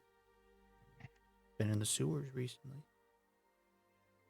Home sounds nice, Graf. I won't forget this. I won't forget this. I'll see you later, Graf. Hey, I'll see you. And he kind of goes skulking out and turns back and looks at you. Skirt off into the dark. Great mischief. Zaba the spider bites you. I need you to make a Constitution saving throw. Flipping the script. You want to do it? Do a Constitution saving throw. Let's have some fun, shall we?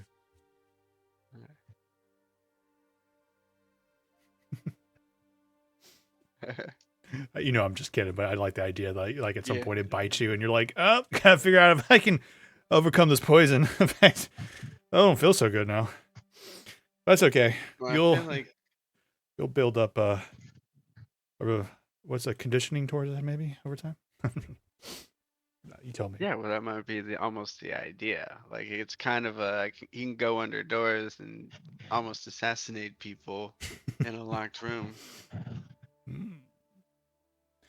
As I tell everyone, be careful turning your pets into mechanical benefits, because I will kill them. Ask anybody in my party who's had familiars. Did we ever get a running death count on Rico? Goodness. Justin would know best, but it was a lot. Poor Lindsay. She doesn't pull out her familiar owl, either Amber anymore, I think, because she's like, I sent Amber in. I'm like, and Amber dies because an owl is flown in their face. And she died. Okay. Anybody else have any requests for pets or anything of that sort? We got a Chulton Skullbow. We got a purple diamondback from the Underdark. We got a trash dog. I don't know. It's not going to change what I want, but do you have any normal pets in there? Like, you got a golden retriever in there or something? Do you want a golden retriever? Like above table? No. Like, no.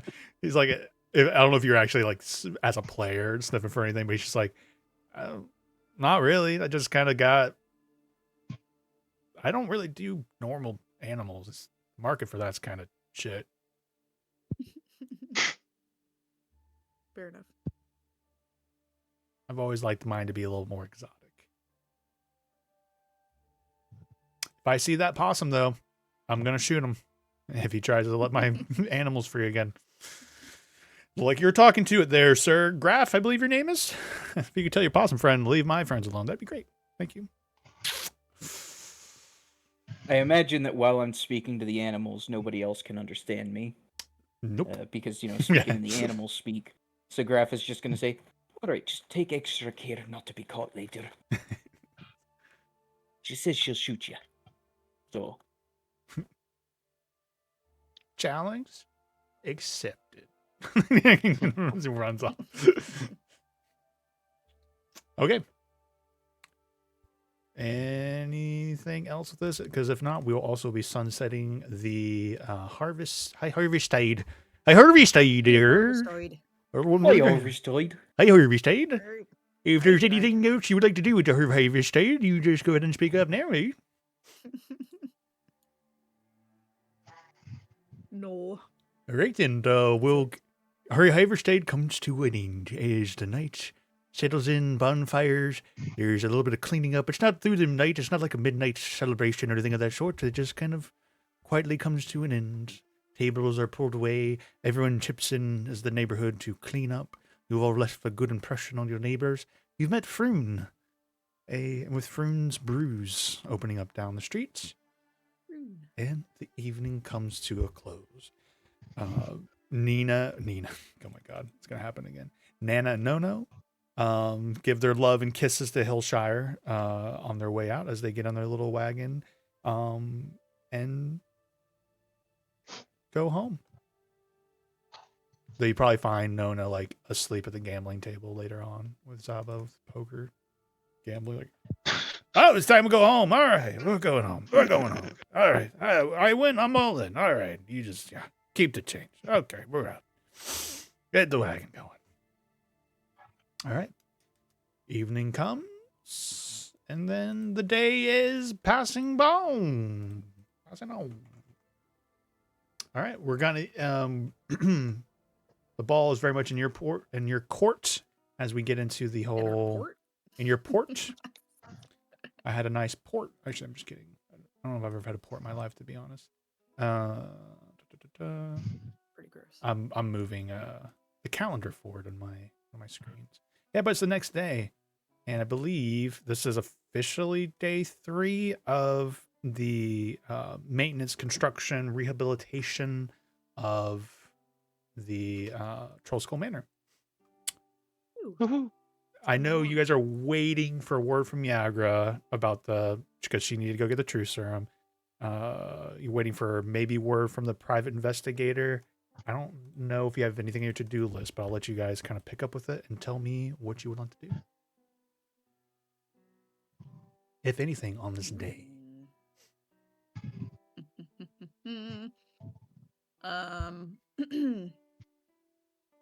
I think Cora would. Let's see, who's been the most sneaky between Hillshire and Graf?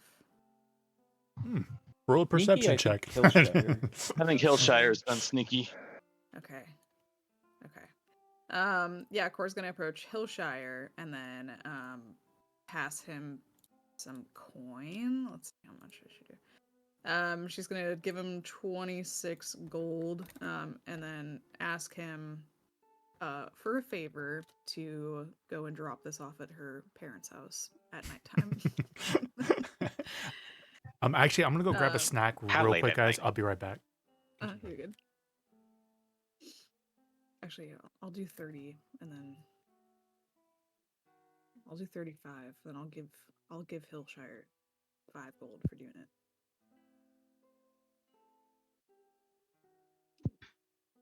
Well, at the end of the day, you'll never know.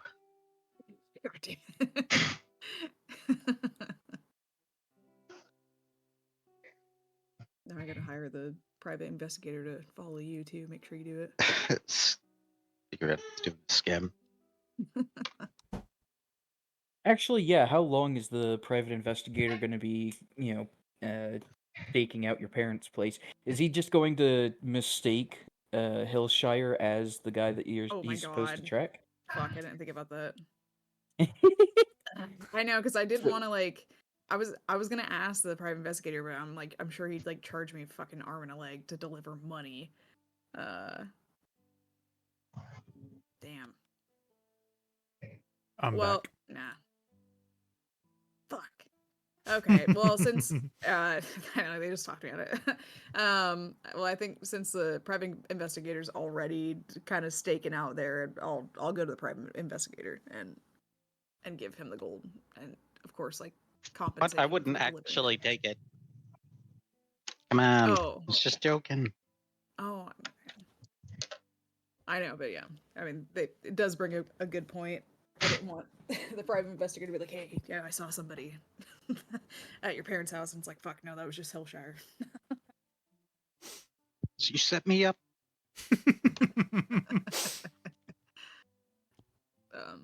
Yeah, so she'll go and visit. What's his name?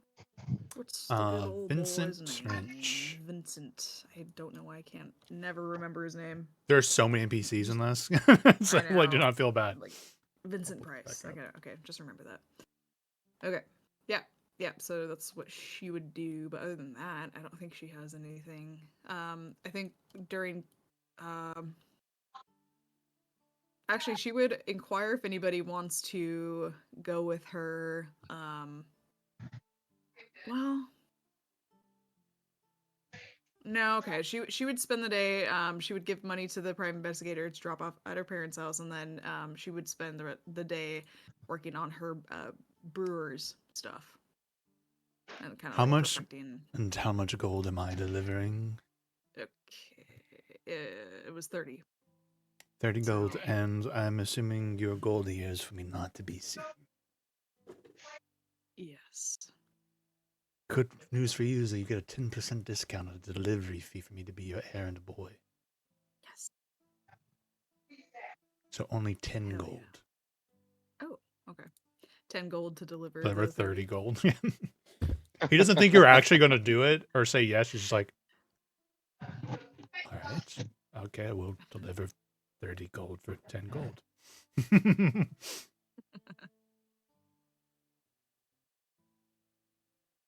Sweet. And then, Technically, it would be 9 gold. I'm sorry, that's the 10% discount. Oh, yeah. I was like, where's my discount? Okay, I get 1 gold back. Yeah, she'd use her brewer supplies. Actually, I still have that bottle. How many? Oh, I have actually 3 bottles of good quality beer. Oh yeah, from the unknown. Yeah, the unknown she brew. would be kind of experimenting with it to try to almost like match the flavor. And she's not gonna copy the flavor, but she just wants to make sure that she can make good quality beer. Interesting. Yeah, using it as like a guideline basically, and then she's gonna branch out as soon as she gets it down. So you're just doing kind of like early like prototyping, feeling it out. It's like, what's the flavors here? What am I trying to do? Okay, go and roll a check. You'll have proficiency because I think we just want to give you proficiency for breweries, brewery skills, and then you choose between like a wisdom, intelligence. I think those are the 2 I usually go through for like intelligence-y, like cooking and stuff. Okay, wisdom check, probably. Yeah. So wisdom plus proficiency. Oh my god. Cool. Terrible. You blow up the Trollscone Manor. It's no longer there. The brewery supplies malfunction. No, unfortunately, you haven't made any progress on identifying the brews. You didn't roll low enough to destroy one of the bottles and its contents, but you're just a little. Unfortunately, you're like, I'm not sure what's. I'm not a beer person, so I can't give you any good narrative there. But yeah, unfortunately, you don't make any progress that you would make. She'll definitely like. She'll offer some to the others, see if they want to try it.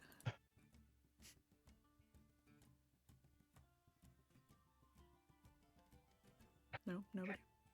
What kind of a check would it be? To try the probably con save, yeah. If you try the beer that Cora made. Yeah. Yeah. I'm not much of a drinker. Cora's holding a little book. It's like Dummy's Guide to Home Breweries. I'll give it a go. It's a nat 1. Oh my god, you throw up. It wasn't the worst in the world, but there's something about it in it that does not settle well with Graf and his constitution. And so you have a very violent reaction to it. How do you react to it, Graf? That scene from The Exorcist. Oh my god. Oh my god, they're gonna think I poisoned him or something. Well, I kind of did. Show me a banana. Yeah, so you guys just watch as Graf just like begins to heave all over the floor. That is like just is getting cleaned up, right? There's contractors moving around. Yep. Oh yeah. Repairing the floor, and they're like, all right. And then one of the conjurers like, I'm not cleaning that up. It's not part of my job. Yeah, so Cora looks at. Oh, sorry. No, go ahead. Go ahead. I was gonna say Cora looks at Riley, or not Riley. Sorry, Graf. It's not good. Graf is in no position to speak at the moment. Okay. Yep. No, All you hear is just. Yep. Okay. Yeah, she goes over and like doesn't know how to comfort somebody who's violently throwing up, but like she'll grab like a broom that's nearby and kind of like pat him with the broom. There.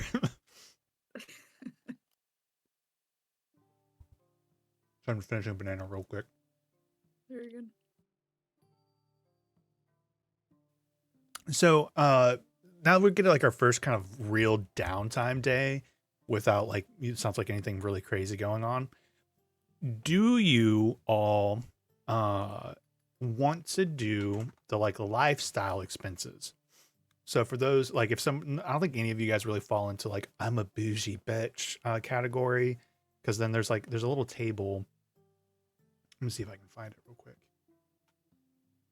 This is me feeling out how much you guys want to get into the nitty gritty of like resource tracking. I'm sure the old 2014 will be fine. I wonder if I can copy and paste this.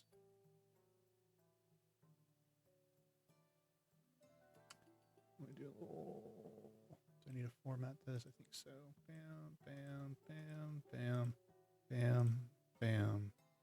So like the game does provide these rules. So like depending on your lifestyle, this is how much it would cost for you to live a day. Do you all want to do that, or would you rather like if there's any cost stuff tracking to be keeping, it just would be just the business? So you may have a hard opinion. Hard opinion either way. I don't have a problem with it. Of having a cost, I mean.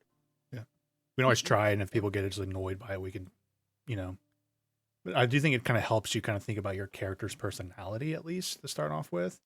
So, and it's up to you. It doesn't matter to me what you choose with it. But if somebody's saying I'm doing wretched, and then you're like bouging up your room, like maybe it doesn't fit for your character's personality. But honestly, for everyone down here, I don't feel like anyone's doing wealthy or aristocratic. But you can correct me if you're wrong if that's how you think your character is. Ashes. So at this point, I do think Ash. I don't know. He's a little bit. I don't know.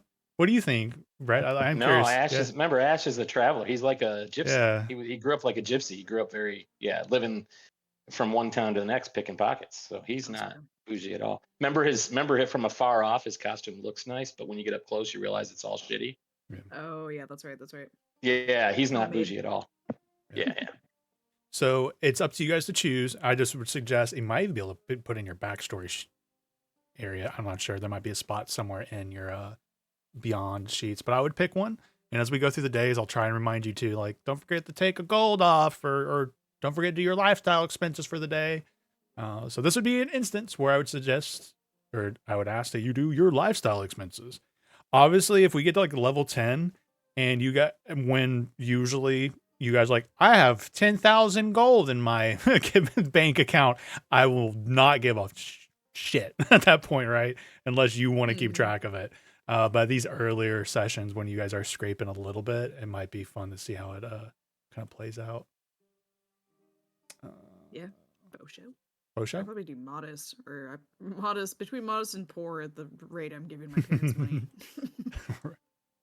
Yeah, Graf is I'm gonna call it modest now. Like he definitely would have been poor to squalid, I think, before getting Troll Skull, but now that things are starting to finally look his way, he's getting some money in, he's actually doing alright. He's moving on up in the world. You know what? I'm gonna set it to comfortable. I love Graf becoming a little bit more the bougier one. In his little attic hideaway. What about you, Hillshire and Zabas? What are you guys thinking for your characters? Excuse me. I'm gonna have to look at it some more. Where it is? Where do you set it? I mean, I don't know if there's a place to set it. I'm like, there might be. I would. So if you go to, your D&D Beyond character sheet, you can set it in the background tab, like how it's got action, spells, inventory. Go to background and then click on just anything that's in the characteristics section, like your alignment, your gender, all that stuff. And there is a lifestyle. Lifestyle is set there. I don't know where else. But is there a place where it explains it? Oh, I see. It does explain it when you go to the drop down. Oh, they do. They do. Okay. Yeah, if you click on something, for instance, wealthy, which is 4 gold, is it means living a life of luxury, though you may not have achieved the social status associated with the old money of nobility or royalty. This is the 2014 basic rules. I doubt there's much of a change if they even repurpose this for 2024. I don't know, but that link there too will give you the breakdown also. All right, let me look at it. Yeah, it's probably the same. Comfortable then, because this is probably the first time Hillshire's had money in his life, so he's probably going to be irresponsible with it. We're all poor. Yeah, it's like a lot of your characters are coming from that kind of background, and then you guys are getting like hundreds of gold for doing jobs. This is interesting, you know. Wait, I'm sorry. At the very beginning. Sorry, at the beginning, I was definitely living poor. Where's the oh, never mind. Found it. What'd you say, Kevin? I was saying that when this all started, I was definitely living poor and very used to it. But this is, again, just like Hillshire, more gold than I've come across in a long time. So. Yeah. Graf, did you set your lifestyle thing? And yours, yes, like you said, it is now set to comfortable. You want to do an experiment and see if it'll subtract it automatically if you do a long rest. I'm curious. I doubt it because it's not really a day cycle. It's just a long rest. I'm curious if you hit long rest. Not. Okay. Also, if you can also set the lifestyle expenses if you click on the gold in your inventory. So let me see. Manage. Okay. That didn't do anything. So yeah, I'll just take 2 gold out for the day here. Like that'd be a weird thing from the automate, but I was like, there's a chance they did. Yeah. I'll Google it real quick. Hey, I know, like at the end of the day, just clicking and subtracting is not going to be a huge deal. Okay. So, anybody else want to do anything on this day? Downtime? Any crafting? Any carousing? Oh, yeah. And yeah. I have to visit a printer. Oh yeah. Visit printer. Let me look at your message again so I get the gist of it. Because I remember you were essentially going to do something crazy with this flyer. Because I think he said it was going to open today, right? So it's like it's opening, but I'm not saying you still can't do anything. So you go to that's fine. So I can still hand them out all over town. But yeah, if it doesn't free drinks, and I'll use my hat to look like Bloon or take it to the printer. Whatever. I don't know how to spell his name, but okay. For you find a printer. There's probably not one too far. Printing services are probably very reliable and needed. So for several hundred, I'm thinking like since it's a printing service, paper. I know it's like there's a whole like magic can just make things super easy and such, but like I still kind of imagine more of like a practical printing press. Let's say like. Let's make it a copper a sheet, maybe, because you're like doing big bulk. So how many copper and a gold? Is it 100? I think 100 copper and a gold. Okay. So I think it's 10 to silver and then 10 silver to a gold. So yeah, I think it's 100. Well, then screw it. I'm doing 900 of these things then. 900. 900. Yeah. Like, all right, you're gonna need to go. What's 900 times 10? Yeah. Or times 12? So how many free drinks is that? That should bankrupt that bastard. Oh my god. I like how like above table you guys know he's like the rival, but he hasn't done anything to you guys. You're like immediately at the gate, you're like, we're sabotaging that motherfucker. I love it. Absolutely. Yeah, I love it.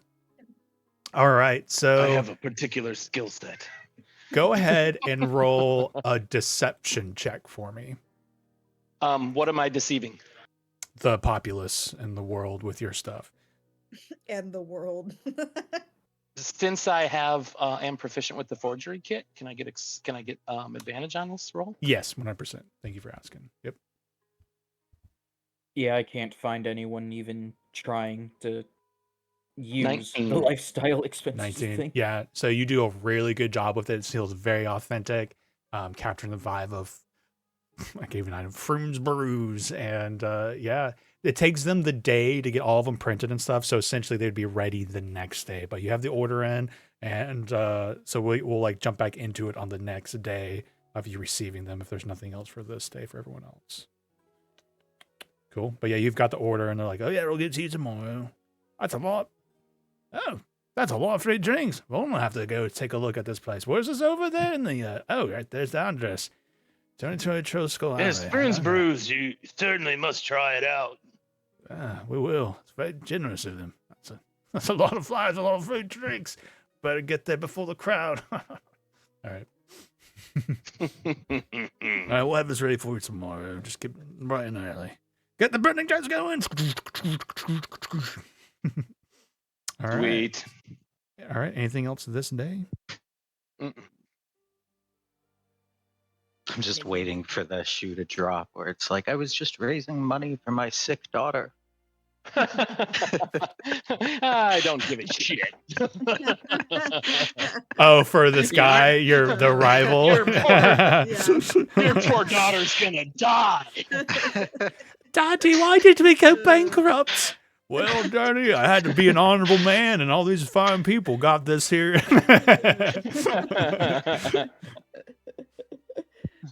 I think I've only done that like once or twice, but I think famously, I think it was you guys, Justin, right? When we did Lost Mines.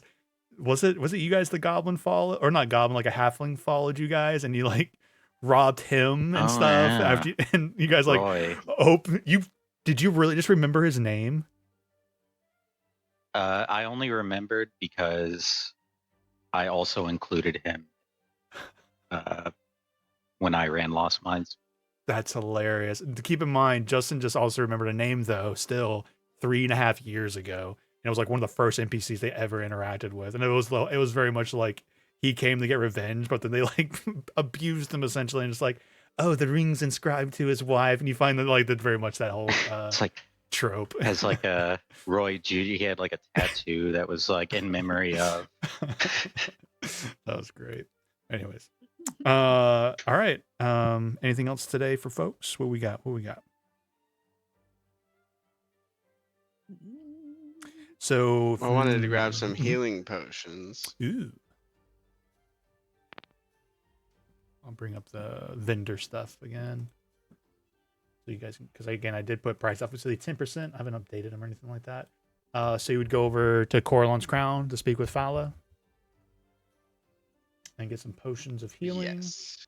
Fala. All right, I'm gonna roll her. I'll roll a d6 because if it's bad, I don't want you to feel bad. If it's bad, I want you to hate me, not your own die. We'll see how many potions of healing she has in stock. All right. Cool. She has 5. She has 5 healing potions. So 10% is 5 gold off. So each healing potion is 45 gold each, depending on how many you want to get.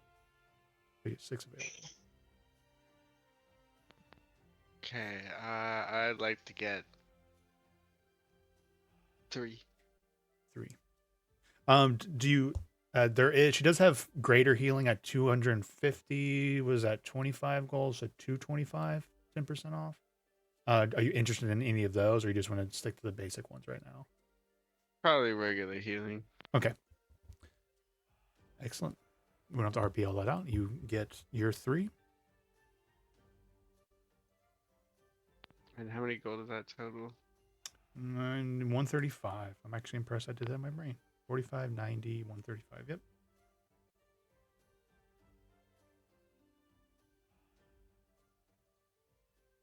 And yeah, just I'm assuming you put those in your inventory. If you want to pass them out, you just might want to declare it if you are even thinking of doing that, just so we know who's got them in what inventories, in case somebody goes down. But if they're just for you, they're just for you.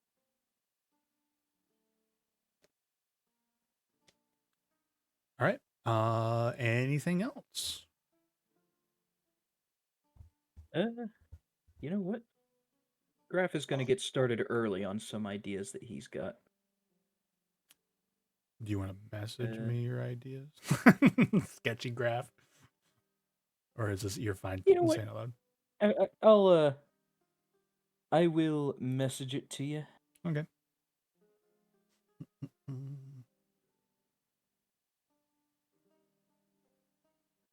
Waiting for the message. Waiting for the message.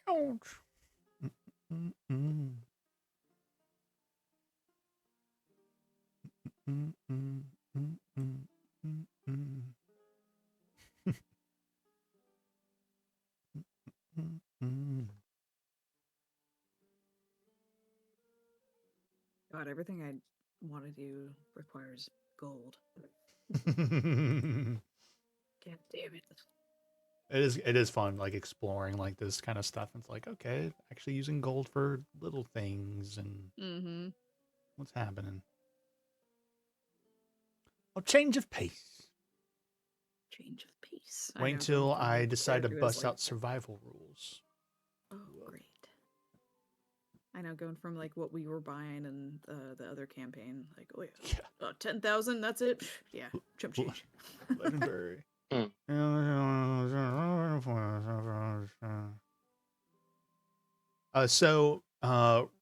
going to keep this vague, but Riley, you're looking for something Bastion related.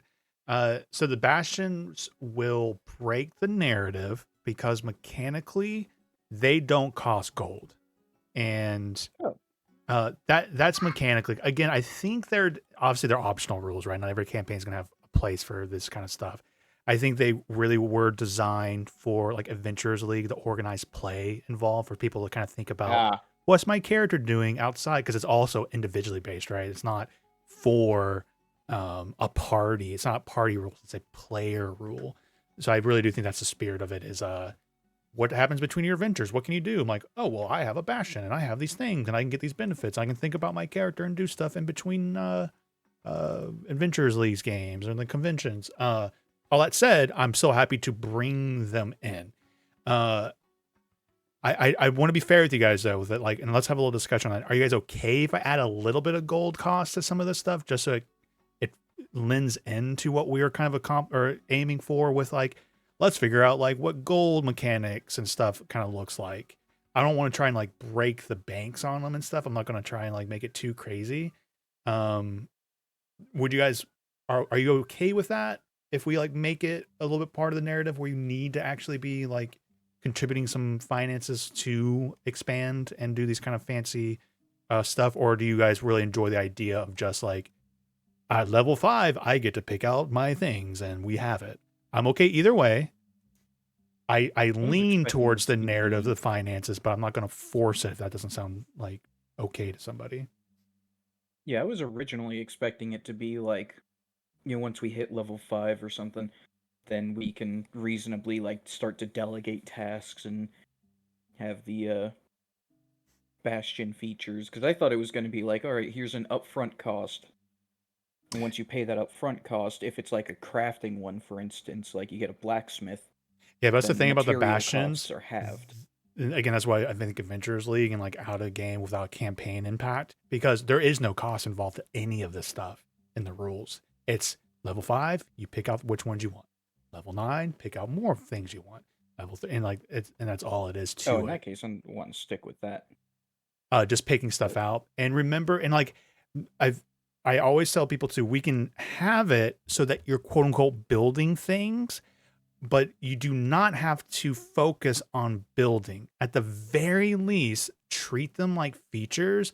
Like if it's breaking your I can never say the word, the verisimilitude or whatever, the whole like verisimilitude. Yeah, being in grounded in the narrative. Like as you said, like, well, if we need to fit all this, we're gonna have to expand. Not necessarily. I would also look at the Bastions as feats, right?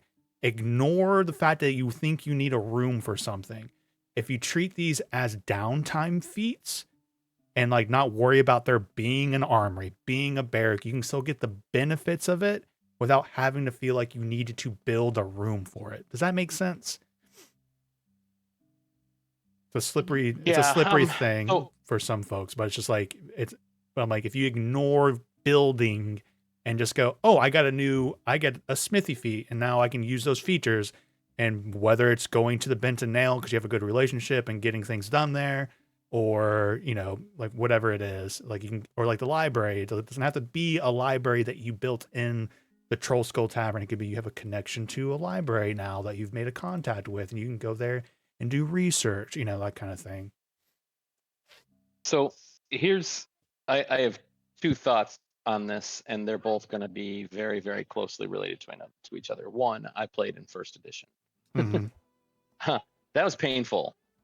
It mattered, but it was so tedious and painful. And so I was really happy when later editions didn't make you depend so much on all of this tracking of resources. It just made it more fun. Mm-hmm. Now, that being said, later editions, when you did end up doing these things, by the time you got to the levels where it mattered, it didn't matter. You had so much money that it just became tedious. It's like, okay, so it costs $10,000, but I have 100,000. So it's not a big deal, So it was like, why are we? So I guess in either situation, I still say, I don't see a reason to do it, to track the money. Not because I want to have more money to buy stuff. It's just tedious. It's like I'd rather just, hey, you did this cool shit and this is what you got, And I mean, at the time, even if we just chose at the time, like, oh, you know what, I think this costs, like, everybody's gonna have to throw 10,000 gold in. We'll just do it rather than some kind of mechanic. But again, it's up to the party. I don't really care one way or the other. So I think also Riley had an opinion, like, just like, if it doesn't cost money, it doesn't cost money, which I'm fine with that. If you want the Bastion stuff to not cost money, and we just, like, at level 5, you guys choose that amount, and I leave it up to you what you want it to be narratively. It's whether it's we build out tunnels, or we buy the building next door and we do a crosswalk over to it, or it could be like, again, like the library. It's like, instead of us building a library in Troll Skull, I have a partnership with this local library and I go there for research and get those benefits without any cost. Like, it can be what you want it to be for when you get to those moments. The most important thing is just remember, like, they're essentially downtime feats. So sounds like we're not going to worry about gold for that, for those. And then it might break this is not a complaint, it might break the narrative feel a little bit, but I personally don't care. That's fine with me. We're playing with all sorts of new stuff. I think that's. Did I finish my talking on that? All the things. I'll just kind of bring you guys back over to what the Bastion stuff was. Cool. All right. Anything else anyone wants to do? I think one. Okay, so with the brewery disaster, Cora takes a break from that. I think she was gonna go down to. I know there was a shop down there, the library or bookstore. I can't remember the name of it. Yeah. Bookworm's Treasure.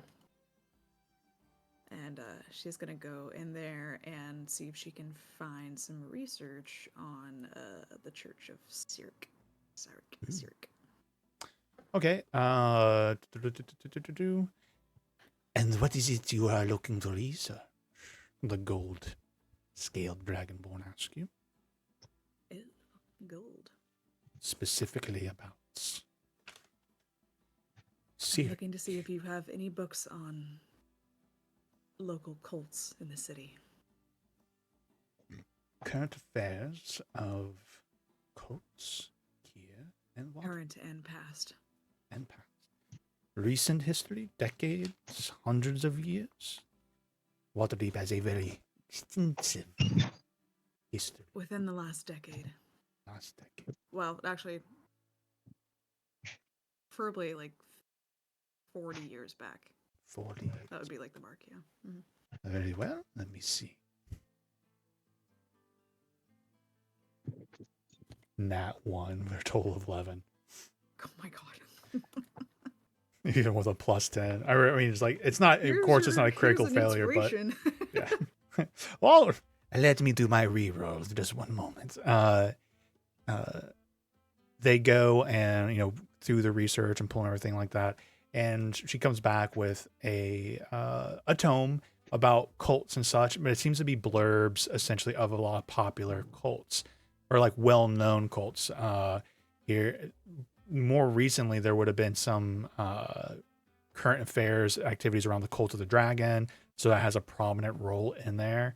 There actually, I feel like there might be like a topic on the Baal spawn, the Baal spawn from like the Baldur's Gate region, though that's extended out and only influenced a little bit here in Waterdeep. And there's a little bit of the cult of Cyric, but very much blurb. I don't think there would be anything more to be learned unless there was something specific you were looking for that might be in there.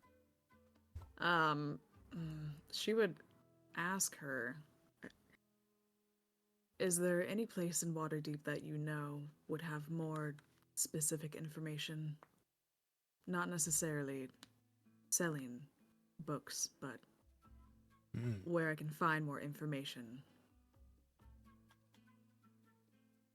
There are many different places of knowledge in the Waterdeep. Some of the temples.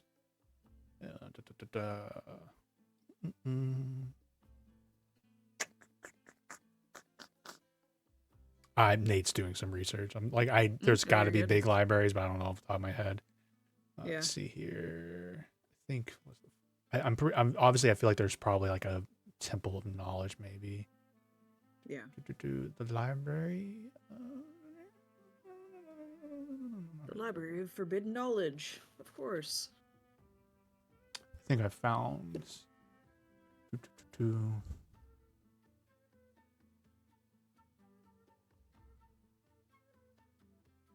Oh, you do know about a very crazy figure who like has crystalline hair.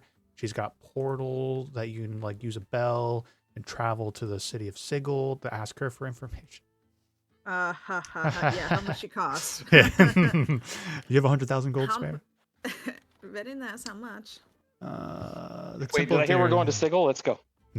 They went to Sigil to meet my first like true like at their high level like expendable income. I'm like, I need to bring like as you're spell jamming through the multiverse my first like interplanar merchant, and they were at the time they were parked in Sigil when they it's visited. Like the Black Emporium and Dragon Age. All right, Temple of Denier. I know all about Sigil. Yeah, I'm only got skirted the Sigil surface of it. I've only skirted the surface of it because I haven't actually done a proper campaign there yet.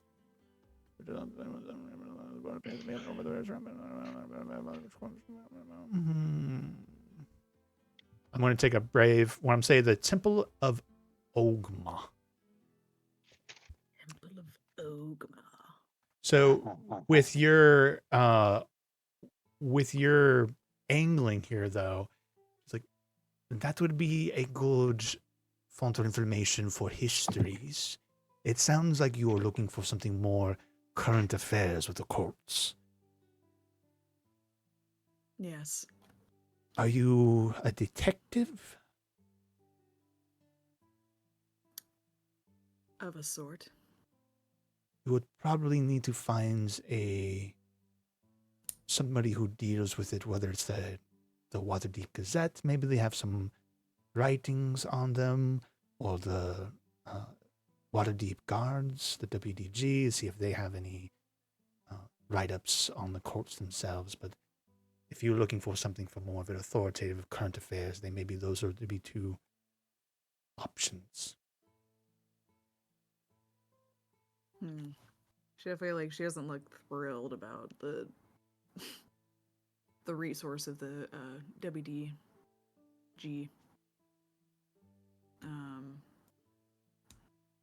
Does she know? Could I roll for the Temple of Ogma to see if Cora knows anything about it? Sure, go and roll a religion or history check. Yep, because I'm super good at these. 10. 10. Ogma, I think, is a big enough figure. So it's like officially a greater deity that you would like at least know the name. It's like that's the god of knowledge, like the biggest god of knowledge in the sort like Forgotten Realms lore. So you'd like at least know it by reference. And with a 10 and with this with the librarian or this shop owner's knowledge, there is a Temple of Ogma in Waterdeep, which is pretty major from what I understand in Waterdeep. So you would probably know of the Library of Ogma, but it is technically a religious institution, but it is a library. Interesting. Okay. Yeah, she'll file that away. Yep. And then before she leaves, she's gonna look for a book of like Okay, it's called the Font How to of Brew Knowledge. 101. What? It has a Oh, name. oh, Okay, the sorry, Font I just of found Knowledge. it. Yeah, Font of Knowledge is a Right. temple of Ogma in Waterdeep, Okay, the Font of Knowledge. in the castle wall. Okay. Oh yeah, it says it's one of the largest temples in the city, so it's like definitely. I think what I'm reading is that it's actually one of the major deities for Waterdeep as a society. Shit. Okay, sweet. Okay. Yeah, and then she's gonna look up what is it like? What are the dummy handbooks of like how to brew? Roll brew investigation 101. check. I want to make you roll an investigation check for this one. God. Investigation. Okay. That's a 9. 9. That was also me. Just give me a chance to think about like you find one. She'll have like a with a 9. It's like at first you're like maybe this is not one. It's like the basic bitches to brews, or the basic bitches guide to brewing. I don't know. Just like Yeah, what? yeah. You're like, what is this? It's like there's like a witch on front of it, and then you're like, what? And then you Oh, realize yeah. it's somebody's. wait. Yeah, like instead of like brewing in a cauldron, it's like it's actually for small breweries and such. Yeah. Yeah, so you do find one. Basics. Brewing for amateur alcoholics. Yeah. The basic bitches guide to brews. Yeah. The Yeah, basic yeah, bitch witch's guide to brewing. Yeah, she'll pull it off the shelf. And, I'll take this one. Basic bitches. Sorry, I'm actually writing this out because I want this to be canon. The basic No, it's fine. bitches. The basic bitch witch's guide to brew. Wait, maybe just basic bitches witches brew. There we go. So much simpler. I know. Yeah, it's so much easier. The basic bitch witches brews. Basic bitches, witches, brews. That's cool. I actually like that a lot. Yeah, I like that. It feels like a book you would find in real life and be like, I need this. Yeah, right. Okay. Sweet. Yeah, she'll buy that. And then I feel like for that it would be like 3 copper pieces. 3. Okay. 3 copper. And then she's going to go back to the Troll Skull Manor. Does she, with that 10 roll for the temple, does she know the location of where it's at? Yeah, In Castle Waterdeep? Ward district. Castle Ward district. Yeah, again, Okay. it sounds like it's one of like it's an iconic building in the city, so it's like everyone by like frame of Okay, reference of everyone like knows. you see the Ogma on your left and you're in the right direction. Gotcha. The Font of All the Knowledge. signs that point towards it. Yeah. Mhm. Yeah, she would go back and then tell everybody that, she's gonna go kind of scope it out. I don't know how much time is like left in the day. So if the it's- brewing stuff would have taken most of the day for you, like just as like Okay, being fair, like gotcha. downtime activity stuff. Like I spend the day trying to work on my stuff, crafting check. Roger Um, that.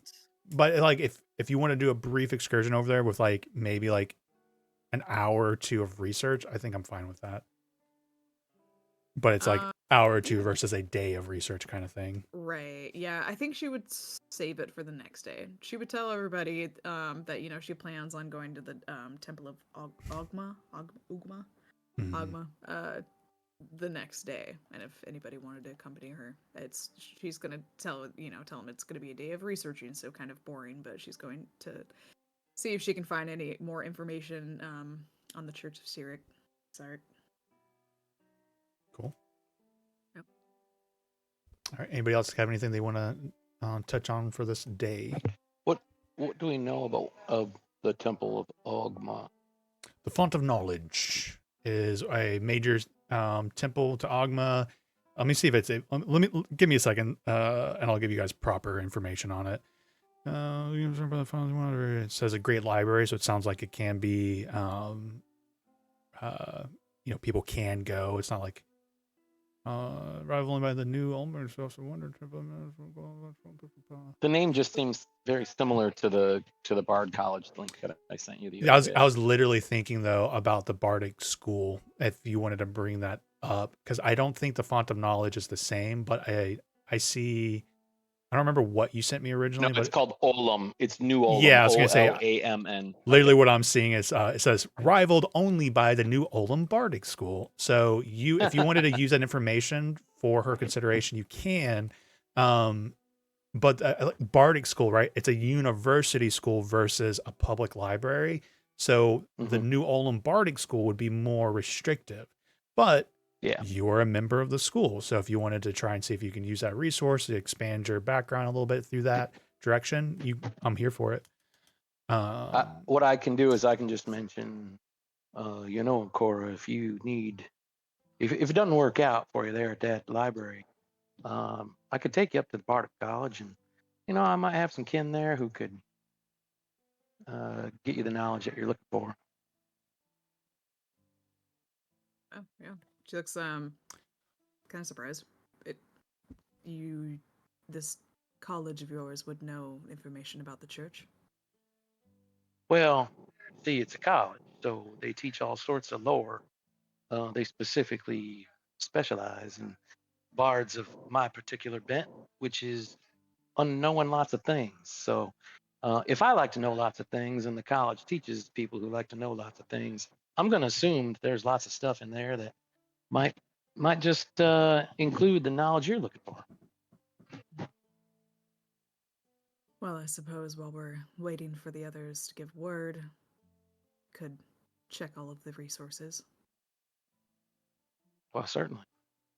I'd be much obliged to accompany you. Excellent. Perhaps tomorrow we can go to both places. I look forward to it. Oh, I do have to hand out a little paperwork. Perhaps you could help me with that as well, but Is it the flyers? Yeah. Yeah. Yeah, he'll be picking them up in the morning. Yeah. I'm really trying to be honest, and I don't feel very honest passing those out. Perhaps. I didn't tell anybody in character about what I was doing. Oh, yeah, no, okay. in totally character, fair. nobody knows. Yeah, okay. yeah. Of course. Yeah, then she would help out for sure. Like if you ask for it, like just help me put up some flyers. Yeah, sure. You got it, buddy. You know what? I think I'm just gonna get up early and take care of that business myself. I'll just come back and grab you, and we can take off to the Bard College afterwards. As you wish. Dun, dun, dun. All right. Anything else for anyone? No. That evening, as you all are settling in, contractors have left for the day. You do hear a little jingle of your newly installed, if you're okay with me saying this, like bell at the front door, like not a doorbell, but I mean I guess it is a doorbell, but not like the one we think of, just like somebody's gently ringing the bell at the front door.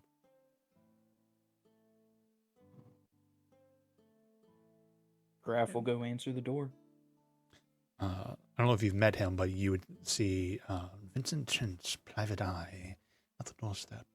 Good evening. I was wondering if Cora was in. Hey, Cora, you got someone here to see you. Yeah, she'll go to the front door. I always forget the front. Wait, front door's over here. Yeah, because we're all downstairs. Okay. I'll bring Vincent over. Ah, he's huge. I just know this map is just so like you got to zoom in so much. I keep the NPCs big just for like the VOD and stuff, and I have to like constantly like. One moment. I need to have my music changes. I know. Your parents are dead. I'm sorry to tell you. I almost made a joke of like when I was like recapping, like we got this. I'm like, my players have given me wholesome grandparents and parents and family members.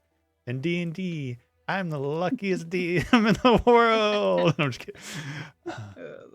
Do you have a place we can speak privately, blah? Yes. And she'll show him up to the, like, yeah, going outside. Outside and upstairs. Yep, the outside. Yep. Excellent. You take him upstairs to your room, I guess, kind of thing. Does that sound good? Yeah. Okay.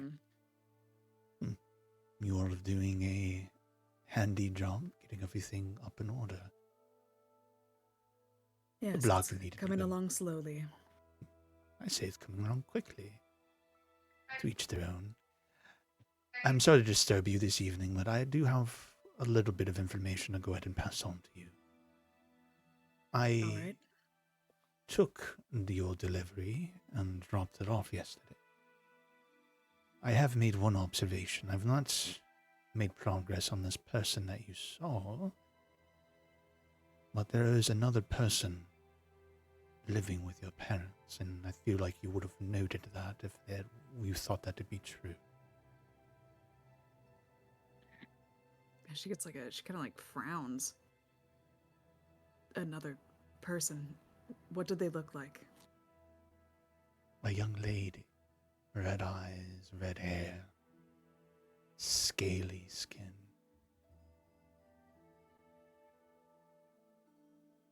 Damn.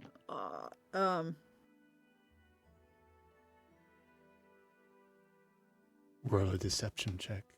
Fuck. I'm like trying to. God, I'm so bad at being a deceptive character. Okay. Yes. Nat 20. Yeah, so he's like trying to read you. You're like, oh, okay. Yeah. Yeah. Yep. Stone cold face. Interesting. Would you know who this person is? Are they dangerous? Should we be tracking them? Did this person seem welcome at my parents'? They did. They're the ones who took the gold that we left. This person took the gold into the home. And from the observations, it seems that your parents were home and very aware of it. They didn't seem to be doing it on the sly. Apparently. She's you can tell she's like pretty tense. It's almost like, it's like when you got your fist clenched and your knuckles are all white, your jaw's like starting to tick. Now, your parents may be underneath a magical potion if you don't think this person should be there, but from the one night of interaction, she seems to live there and interacted with your parents through relatively normal means.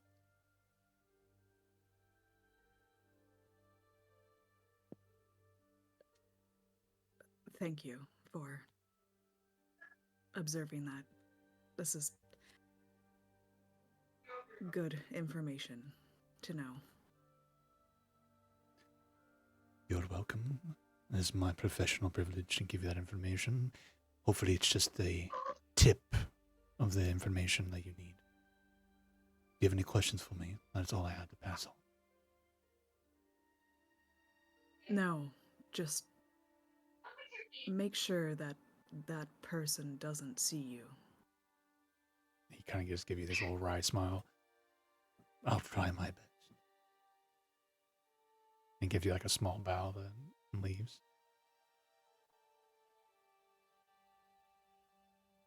She'll wait like a little bit until she senses it's like he has had, enough time to leave.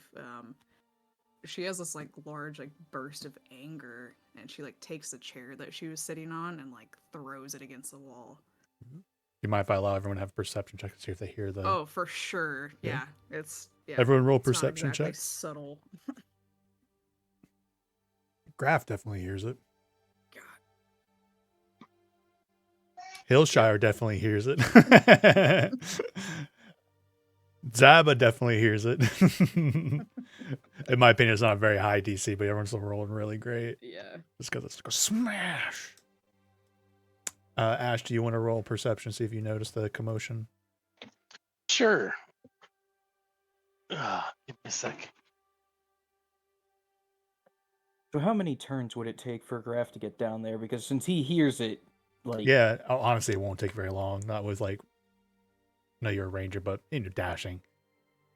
Like, yeah. So unfortunately, the only person, maybe you're downstairs still, Ash, and like maybe playing music, you don't hear the commotion. But the rest of you can be wherever you want to be, whether downstairs in your rooms. But the rest of you do hear it. So those like Graf who want to like immediately go, oh, what was that, and go running, you make it there, like no, and you definitely could tell it came from Cora's room. We make it there very quickly. Yeah, Graf is gonna forego running around the manor. He's just gonna use the jump ring and jump up to the balcony. And use so you come from downstairs. So Ash, even though you maybe not were completely involved in it, you do notice everyone's like, "What was that?" And you see Graf run out. And then then I will follow. Yeah. Oh shit! Here, I'll bring you guys to the Trollskull Manor map.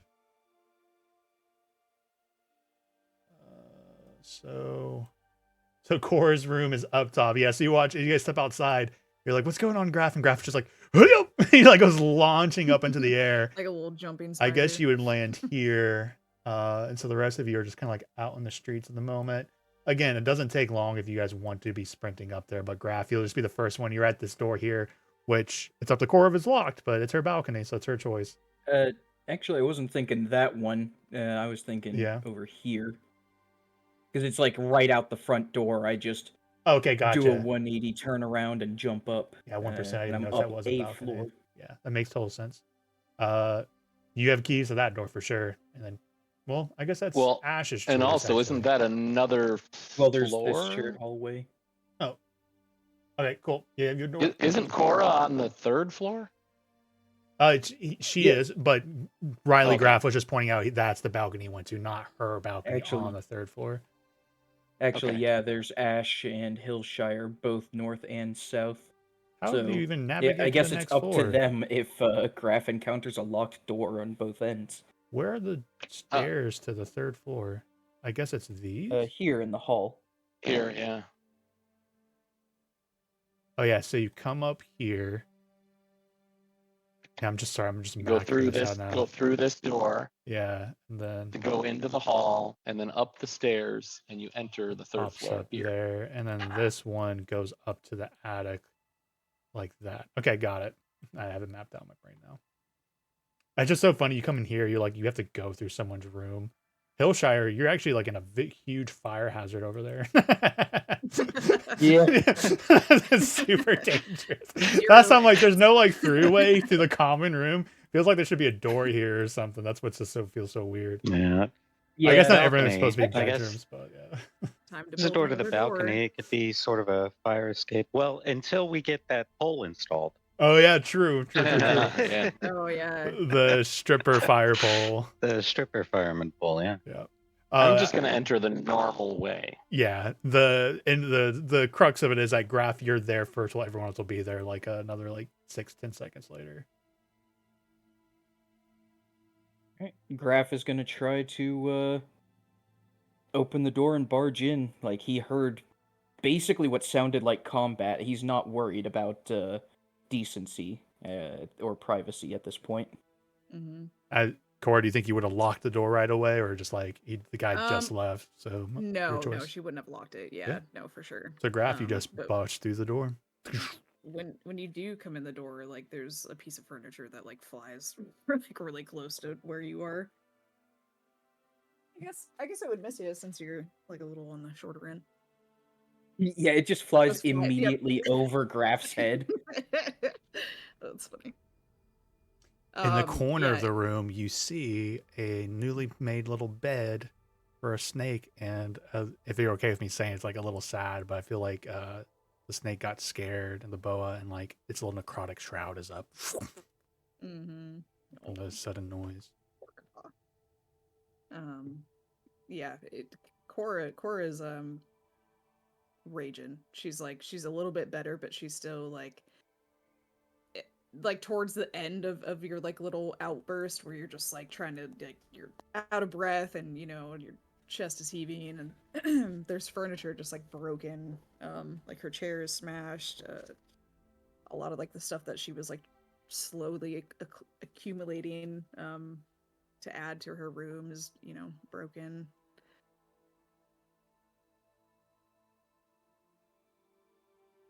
But I'm trying to see. Oh man, I want to like roll for something if she even like if she can kind of bottle her, emotions right now. Would be like a save. Yeah, you can do a con save maybe. That's usually kind of like a Con save. controlling of the body in that kind of way. Okay, yeah, let's do that. Okay. Okay, yeah, that's a good solid roll. Yeah, it could be like when Graf like comes in the room that she like, kind of snaps out of it.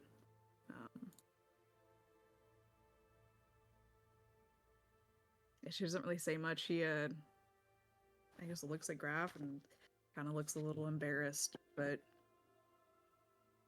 I'm fine.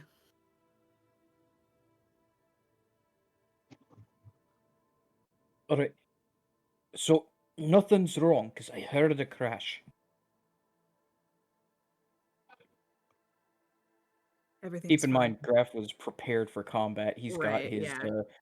sickle in one hand, a scimitar in the other. Yeah. It was me. I apologize. I lost control of my emotions. Is Vincent here? No, he left. I think he Cora left, did say yeah. she like waited for him to make sure he was like gone. So like if I mean Oh. some of the good passive perception might have seen him returning down the street, but he's gone for sure. Like if somebody noticed him, Alright. maybe that's or like everyone roll perception checks. I keep on giving you guys options for knowing or not, but I feel like it's easier for me to call for it. I feel like you guys don't really care that like one way. Yeah, so Graf, he wasn't being sneaky, so you all noticed the private investigator after he came, asked for Cora. You saw him leaving through the streets, through the windows, back to his place. So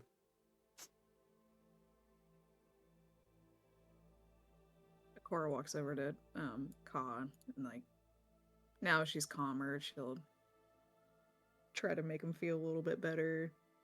She looks like, regretful that she scared him and everything. roll an animal handling check. Oh god.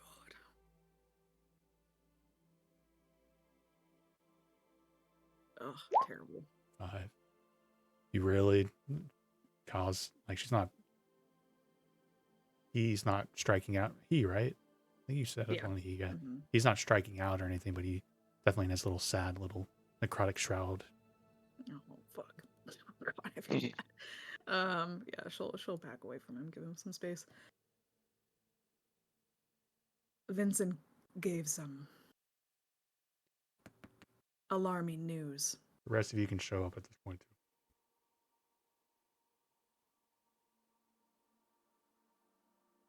I don't really know how to process what exactly he told me, but I believe my sister is living with my parents. I thought last I saw her, she was still involved with the church. She could still very well be.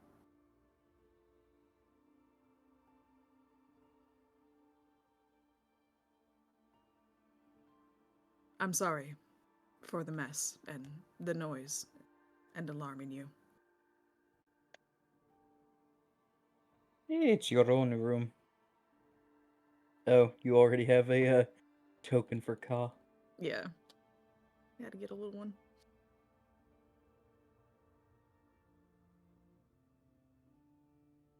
Alright, well. I forget, did we have a plan for how to deal with that cult situation, or was it just us all being ready to act on it once we had an idea? I think we were waiting on the investigator to like get more information on the location of the cult. But this is like the first time that he came back with a little more information. I think that was just the plan. And then she was also like gonna go research and like try to, gain some intel, like, the more information about them, the cult, the better. So right now she's just kind of like buying time until she finds that out. I think everybody like agreed, like once they found the cult, they would help take him down. There was quite a bit of gold talk involved, but Hey, my favorite kind of talk. But we His really sister's can't. Go ahead. We really can't afford to have you getting all wishy-washy on us because your sister may still be involved, though. I know. I apologize. Well, if she is involved, then doesn't that kind of give you a lead? This is good news. It is. I don't know why I don't know the situation with her and my parents. If she's still involved with the cult, then she's putting them in jeopardy, into direct harm.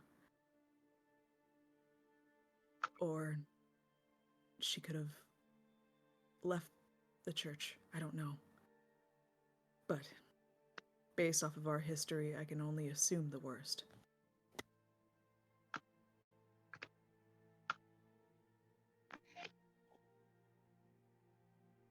Vincent said he would continue to monitor my parents' house. I told him to stay out of sight and don't let my sister spot him. Perhaps she can lead us to the church. I don't know.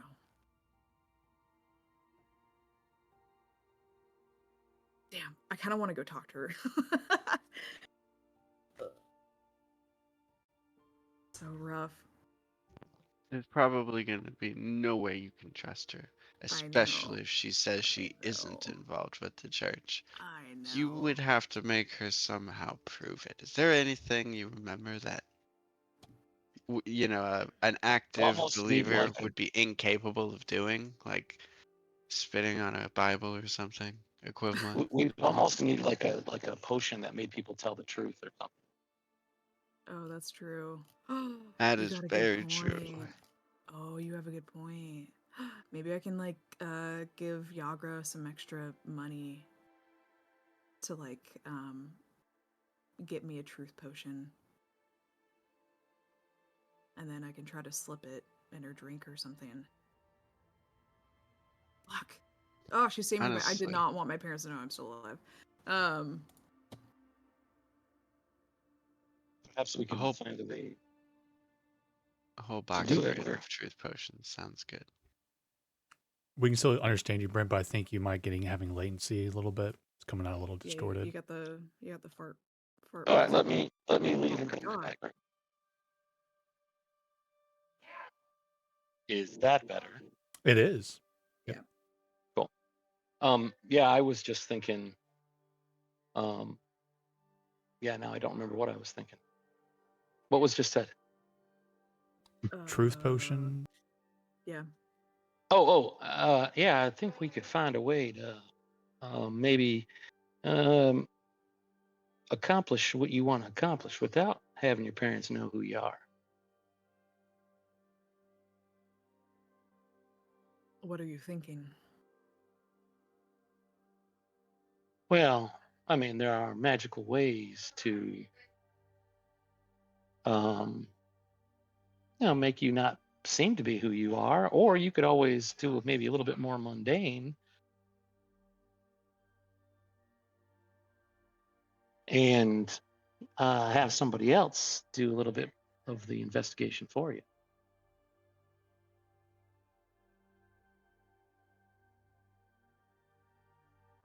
That is true. Unless one of you or all of you want to go investigate. I also have Vincent watching as well. If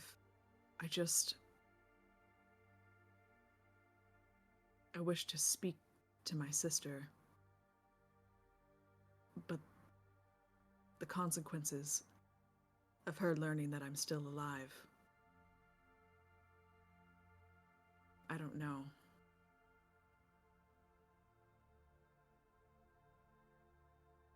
But if it'll lead me to the church, I think it's worth a shot.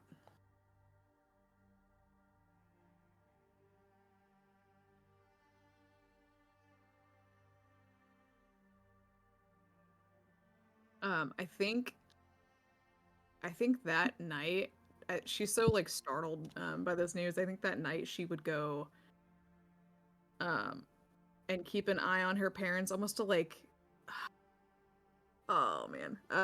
Okay, she would do the taking off like her heavy armor just to help with her stealth a little bit. Smart. Yes.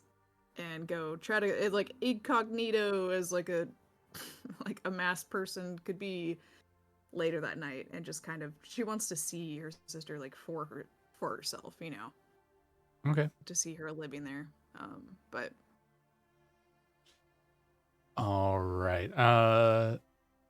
Go ahead and roll your stealth check. Great. Not with disadvantage. No, yeah, no, because you took your armor off. Yeah, 1%, like Yeah, normal straight roll. Yep. God damn it! I think I still have my inspiration. Yeah, I didn't use it on anything. If still click there, I think you're good. Yep. I'll use it again. Normal roll.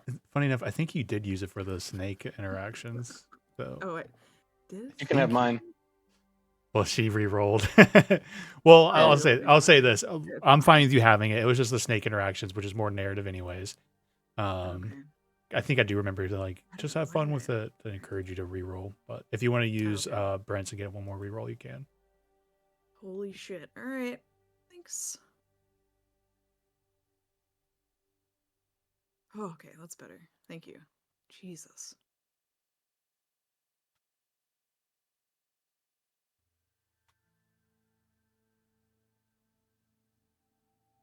Oh god, you gotta roll 3 times? No, twice.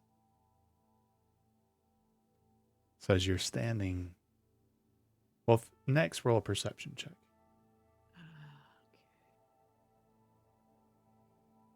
Okay. Oh god.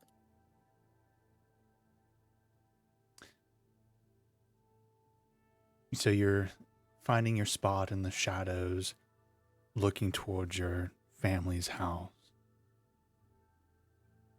And you hear a voice in the darkness behind you. Are you paying me to do this, or? Oh, thank god. Scared the shit out of me. As you turn, like you would be startled because he moves Yep. up very quietly. But there is Vincent. I don't mind you making my job easier.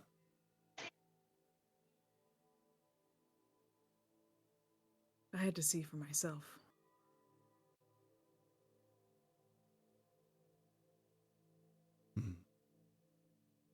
How are your eyes in the darkness?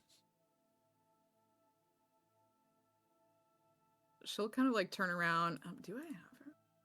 I think I totally have dark vision, right? Yeah, I do. Okay. She'll kind of turn around and look at Vincent. He looks like a human, right? Oh, he does. I feel like here in the shadows, his eyes are like glistening, like they're really catching the light. Interesting. Okay. She'll like turn around. About as good as yours are. Perhaps mine are a little better. Can you see your sister? Or excuse me, he doesn't know that. So let me correct my RP there. Can you see the mystery lady? I assume. Yeah, she'll look back at the house, see if she can see her. You're having a hard time with that 8 perception. He's like, you can see her just looking out the window, top right, through the slit. And you're like, it is surprising at this distance. He's not talking about like an open window, right? Because it's a little bit of a dingy house, even though it's a 2-story building. Like the upper floor windows have seen a lot of damage. As he points it out, you do just barely see a little bit of your sister looking out the window, like just the side profile of her face. I think she's waiting for another midnight delivery.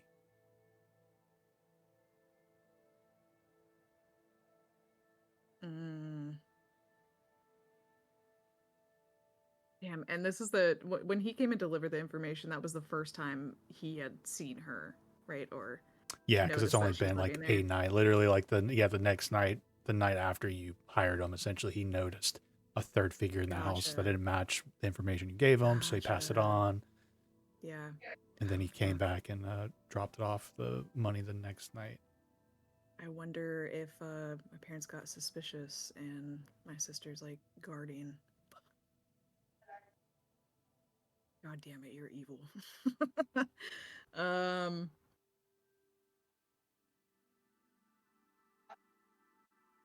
Seems she's is waiting. Will this make your job more difficult of delivering the gold? It is obviously raising suspicion, and if you want us to keep our vigil more secretive, if they're watching for us, they might be watching for whoever this shadowy figure is who also is coming. It is making the job more difficult. But if you let yourself be known, no, you would take all of the attention and suspicion away of anyone else in the shadows watching. I just remember we can hear your background noise. It's not a huge deal.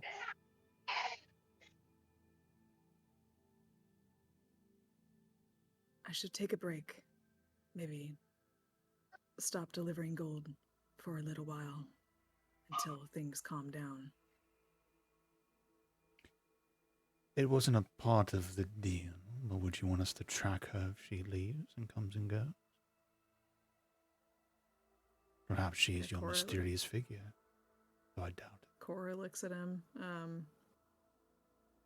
I will pay you if you follow her. Good thing you have a 10% discount. I know.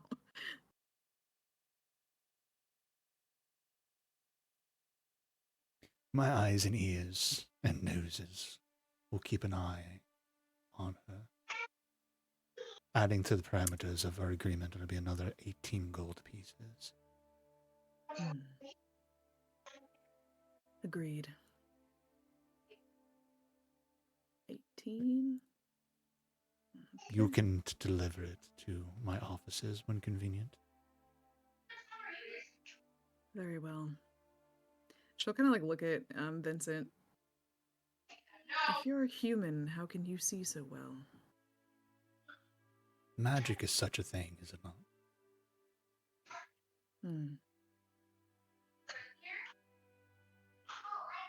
Roll an insight check. Very well. Oh, okay. Insight. Oh shit. 20 total. He's obviously skirting away from something. Right, yeah, of course. Yeah, I mean, obviously you can read on the situation, but the roll can at least confirm that maybe magic, maybe something else. Yeah. Okay, interesting. Yeah, she's not gonna press him or anything. She has her own secrets that she doesn't want slipping out. So you should say slithering out. I know. Okay. Follow her if you can. I should head back. You should. Try not to come unless you mention it to us. If you can. Apologies. Thank you, Vincent. He kind of gives a very slight formal bow and goes back to, slips off into the shadows himself. Yep. Cora heads home. All right. Thank you for everyone's patience. Anything else? All right. Next day. Go ahead and take your lifetime sixpences out. It's the next day. Oh yeah, that's right. What is mine again? Oh, 1. Damn. I declare bankruptcy. So this will bring us to... I didn't say it. I declared it. I declare. So we are 4 days now officially into the reconstruction or renovations. of the house. Anything anybody wants to get in today before I start dropping things into your laps? I just have flyers to distribute. Oh yeah, I'm sorry. I forgot you guys had already made plans too for the day. All right, so yeah, Ash, you bright and early go to the printing office. You get your 900 flyers, right? And then it takes a while. Go and roll a dexterity check or like an acrobatic, something to see how fast you go. Well, what I would like to do actually is after I get them to change my appearance to just be a totally nondescript, as nondescript as possible person. Okay. So you have just I don't like obviously you can. I'm curious how you do it. Is it a costume or is it magic? I don't remember. I have a hat of disguise. That's right, hat of disguise. Perfect. Cool. Yeah. And then I'm gonna what I'm gonna do is I'm gonna sorry, the details could matter. I'm just curious. What do you look like? I've been in Waterdeep long enough. I want to blend into the neighborhood that I'm going into, which I'll tell you here in a second. I want to blend in as best as possible, like to just be totally, when people are like, oh yeah, I saw that guy. He just looked like a guy, so like a human with brown hair and brown eyes, like 5'11", 180 pounds, like average as average can be. All right. That's what I'm shooting for. Got it. And then I'm just going to go around and I'm not going to say anything. I'm not going to interact with people. I'm just going to start banging them up or handing them out to people as I'm banging them up. And I'm going to do it in the neighborhood right next to Troll Skull Alley. That is right adjacent to, on the side of Troll Skull Abbey, because remember he was like, it's over there at the end of the road, right? So that as soon as you get that next neighborhood, when you get out of Troll Skull Alley, I'm going to plaster that area with them. So when I think of neighborhoods, I'm thinking of the wards, but you're thinking the block over, essentially, like the next block. Right, over, one block. Yeah. Not in Troll Skull Alley. Yeah. Got it. So yeah, you're scouting all around it. Got it. Yeah. And I don't know how the neighborhoods are laid out, but it might be 2 or 3 neighborhoods. But you know what I mean? Just kind of those little, and I don't want to do it in Troll Skull Alley, but close enough to where people are going to know where his new, pub is. Yeah, you do the blocks around the Troll Skull block, essentially. So right. Go ahead and roll either like an acrobatics check or a dexterity check. Just see how fast you do it. Like every 5 you roll is like I have sleight of hand. Sure, that's fine. Okay. It's just like how fast, how many hours it takes. Not huge. I rolled for crap. 9. Yeah. I'll roll a d4.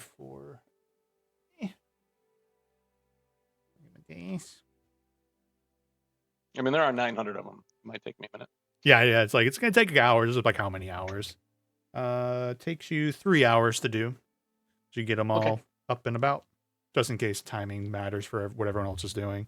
Sure, so like, still be. I mean, the pubs don't open that early in the morning anyway, right? So before it's even opened, I'm done, right? So yeah, you're all set up, and you do a lot of general excitement, like that's a lot of good beer. I'm gonna go check them out tonight. Oh, grand opening! Oh, hell yeah! All right. You like pass by no like some construction workers with anyone. Yeah, you just kind of no direction, but just kind of like, hey, check this here, oh, look at free beer, but no like actual interaction. I'm too busy. It's like. Like if you're distributing stuff when you're in a parade, you're going too fast. You got to hand it out. So you just kind of, Love it. All right. So like the reason why it's like just because it doesn't really matter, but it's for everyone's consideration. So like Cora, you wake up and Ash has been gone. It'll take him 3 hours to do that. Do you wait for Ash or do you want to go try and do your investigation on your own? Or do you just wait? What do you want to do? I think Cora would leave a note for Ash at the manor, just say, I'm headed to the Temple of Ogma early. The Font of Knowledge. The Font of Knowledge early, and just to meet me there once you're done. Sweet. All right.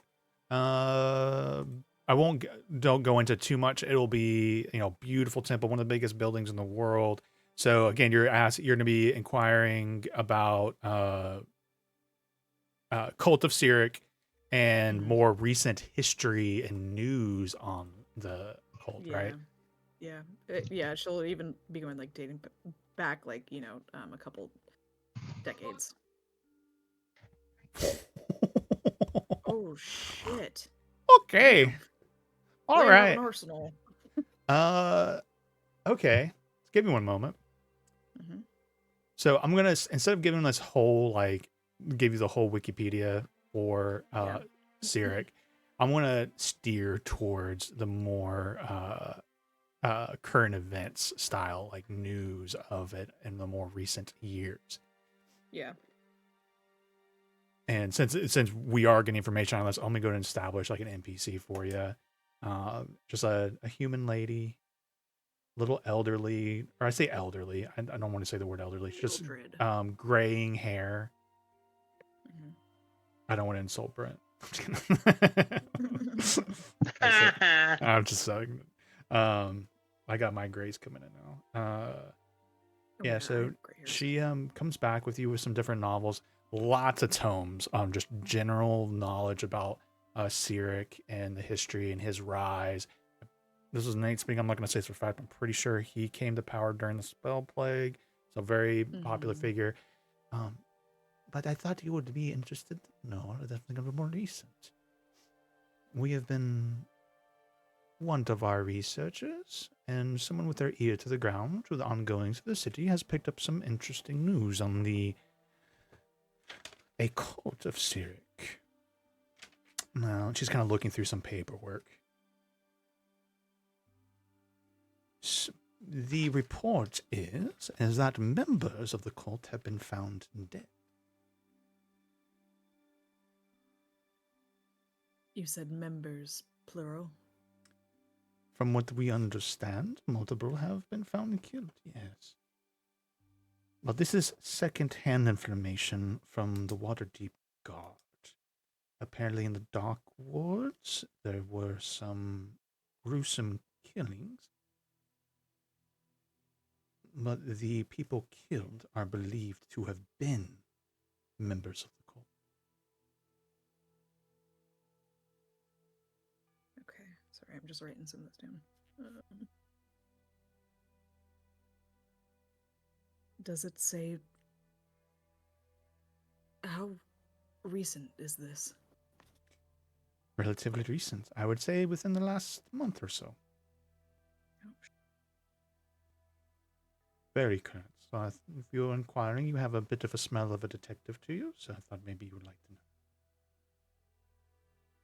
know. Thank you. She's been spending a lot of time with one. She might smell like him. Yeah, right. Did they specify what manner of death? How they died?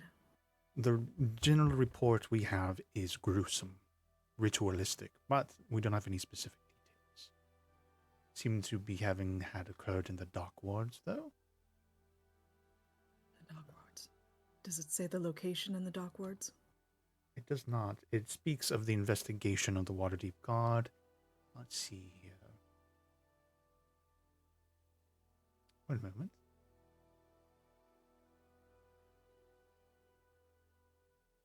A Captain Hyastus Staggett is overseeing the investigation, but as far as we know, any information gathered from any of our inquiries has not been met with any further information.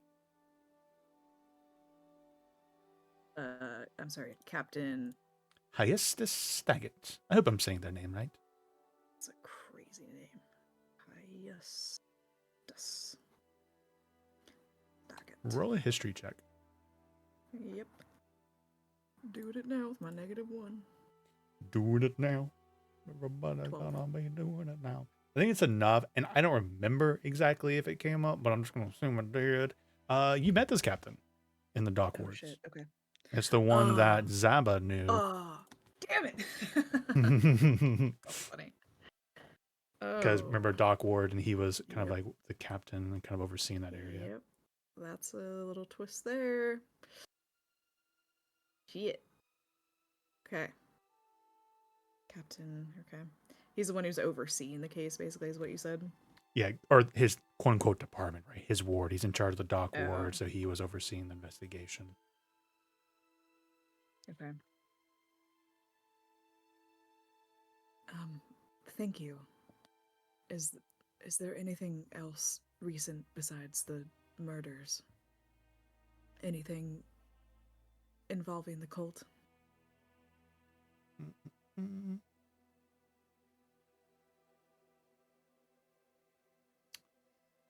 Sorry, Nate's thinking. Very good.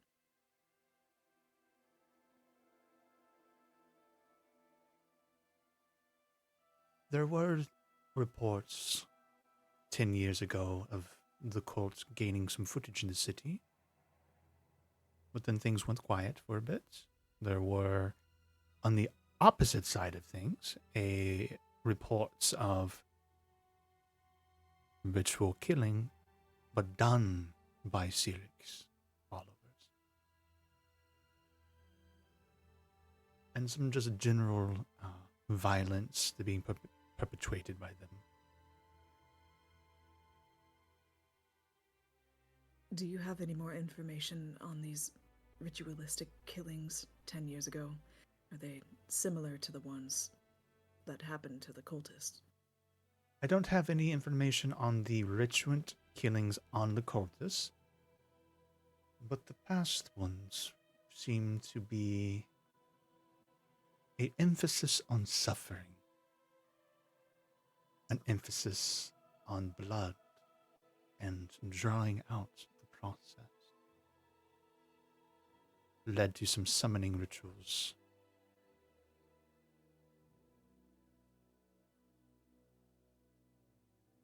Okay, sorry. Suffering. Those killed seem to have been those, as you would say, the city would have noticed missing. Okay. Tieflings, half-orcs, a few goblins. The cult was targeting those who would not be missed.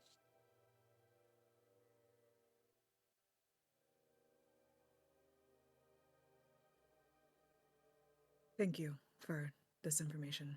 It has been helpful.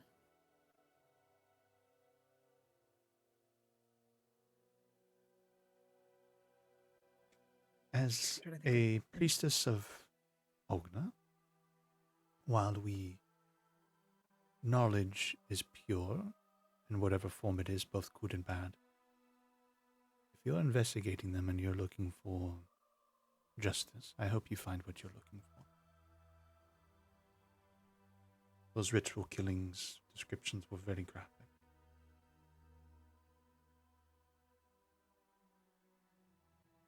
As much as I thirst for knowledge, I do not thirst for innocence dying. Yeah, she gets when she talks about the killings, like especially ones from 10 years ago, man, she gets this just look of regret on her face. I like to imagine you just throw a chair inside the temple. At her head. Fuck it. She got PTSD. She nods. Thank you. You have been most helpful. You're welcome. If you have any other queries for the temple in the future and the font of knowledge, feel free to reach out. I will.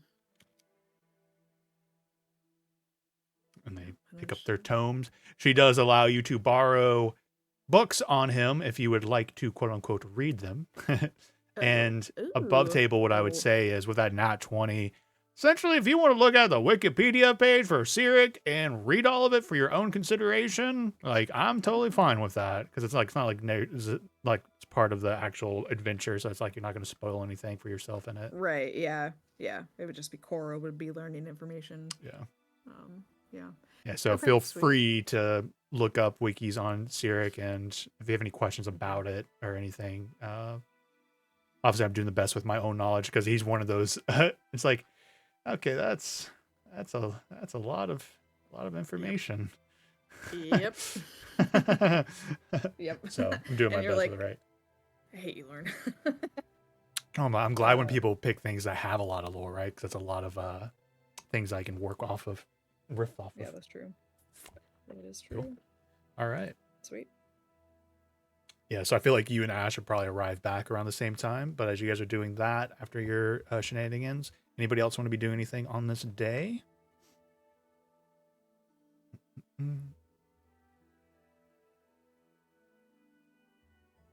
Going once. Going twice. You know, Graf's hooked on those cannolis now. Hey, Shire. You think you can get your parents to make cannolis a bit more often? Maybe have it as something we can sell here, if they don't sell it themselves. Now what? My parents? The grandparents, whatever my they are nana? to you. Yes. She's pretty far on the other side of town. Yeah, we can hire a runner for that.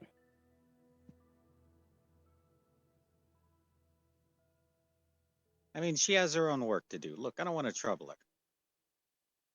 I just didn't like the way that blacksmith guy was talking about it. Speaking of that blacksmith, what did he think of the cannoli?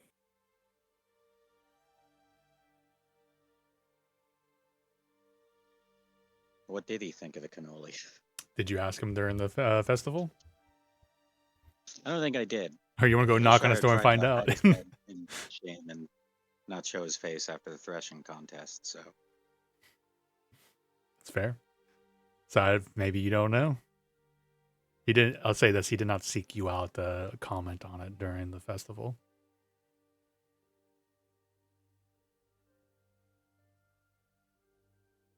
look, if you want to go get cannolis, you can go get them yourself. All right. It's a long ways away. Yeah, I was thinking we could sell them here if she doesn't sell them herself. Well, We'd, she doesn't of course, sell them. pay her an appropriate amount for the product. Yeah, well, she doesn't really sell it. That's not her job. They're candle makers.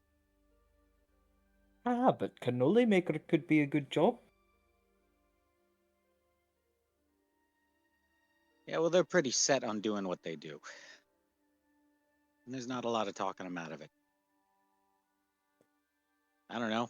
Ask, that potion lady knew a lot about it. She knew more about my Nana's cannolis than I did.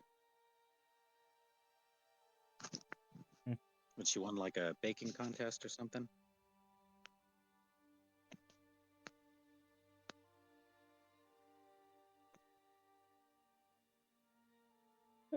All right.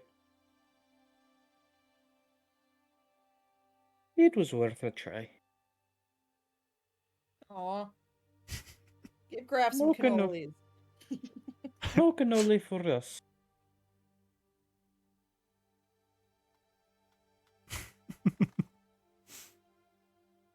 Nope. Forget the cannolis. Forget the cannoli. Sorry. I don't want to be our peer. I love it. Forget about it.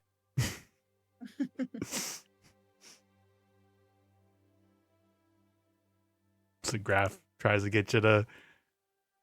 Well, it's like it sounds like Graf. He was like, if you want to travel down there, you could. Or am I incorrect on that, Hillshire? Yeah, I'll tell you where to go. Is that enough, Graf, where you were like, I'm not actually going to do the work. I'm just going to hope Hillshire's going to do the work. 110%. All right. So you have the address to the Southern Ward? That's what I'm spending the day doing. No, Trades No, Wharf. but now that I'm saying it out loud, I don't know. Just, yeah, here's where my grandparents live. Sure. It's nice of you to ask out of nowhere. Yeah. Hey, you're the sketchiest guy in our group. Here's my grandparents' address. I don't know about that, Graf. Let me show you where my vulnerabilities are. I know you guys worry about me as the DM. It's like, all right. I mean, Graf, if we're get going it. down there, then I'll go with you. But you know, it's just going to be a bother for. Yeah, if you're coming with, I think they'll enjoy seeing you. Might make it easier to convince them. We cut the scene across. You just hear it's like your grandma. She's like, "It's never a bother. Come on in. Come in. Come in." Oh, Haley, you brought your friend Graf with you. Oh, hello. Is that young man Ash with you too? Sorry, we're in the middle of just doing some work. You know, gotta keep the business going. Even though it's the day after harvest tide, it's okay. What do you guys? Can you guys want something to eat? We got some soup. We got some wedding soup on the stove over here. What do we got? Everyone sit down. Do you guys want a sandwich? I can get you a sandwich.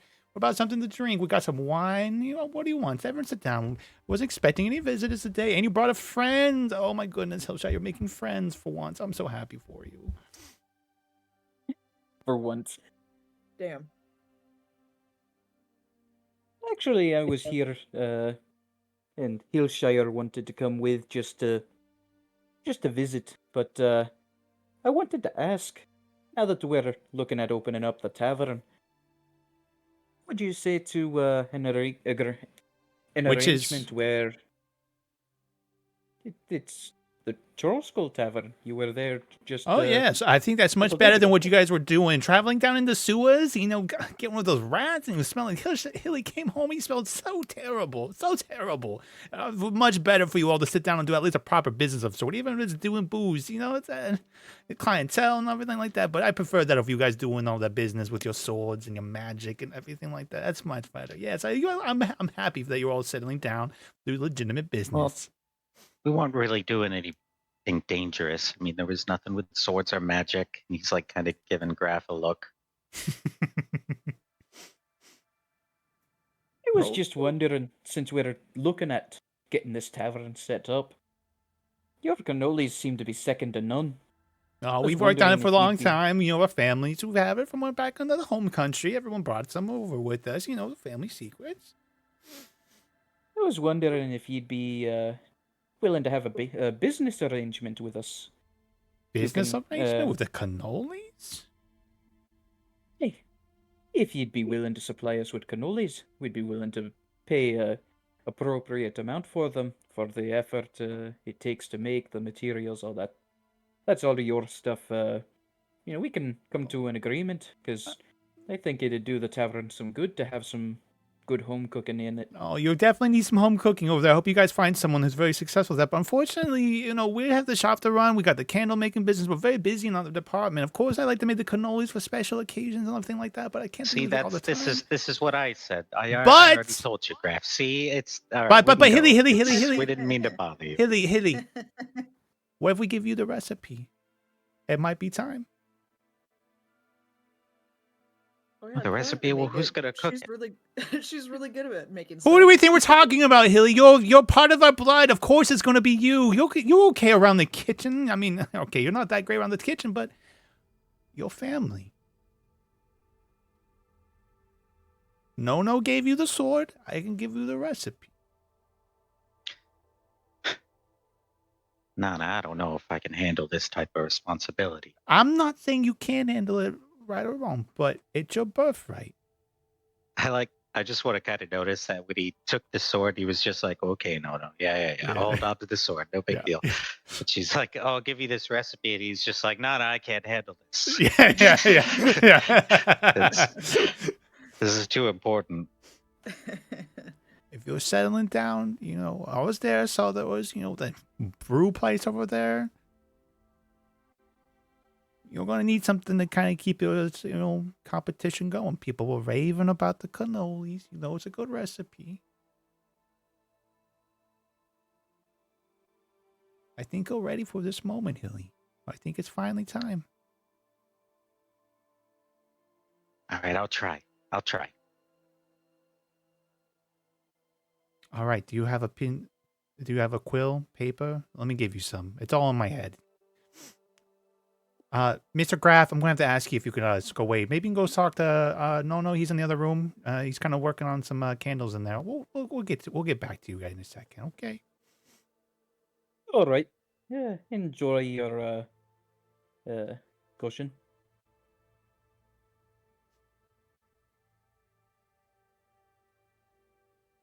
So she goes and gets some like paper and some quill and like comes over and sits down. So I feel bad, but just can you remind me what happened to your parents? I can't remember if they're alive and you're just were sent. Weren't they just like living? Weren't things rough and they sent you here, or were you orphaned and then they adopted by their grandparents? I can't remember off the top of my head. Just remember Fresh Prince of Bel-Air. So, okay, yeah. So it's not like they're not tragically dead or anything, but yeah, it was like more like, yeah, got it. Thank you. So, if your mother was here, we'd pass on the recipe to her. But things are not going so good in Baldur's Gate for them. And I don't know if you're from Baldur's Gate, but I'm just making that off the top of my head. But yeah, all right. Are you ready? All right.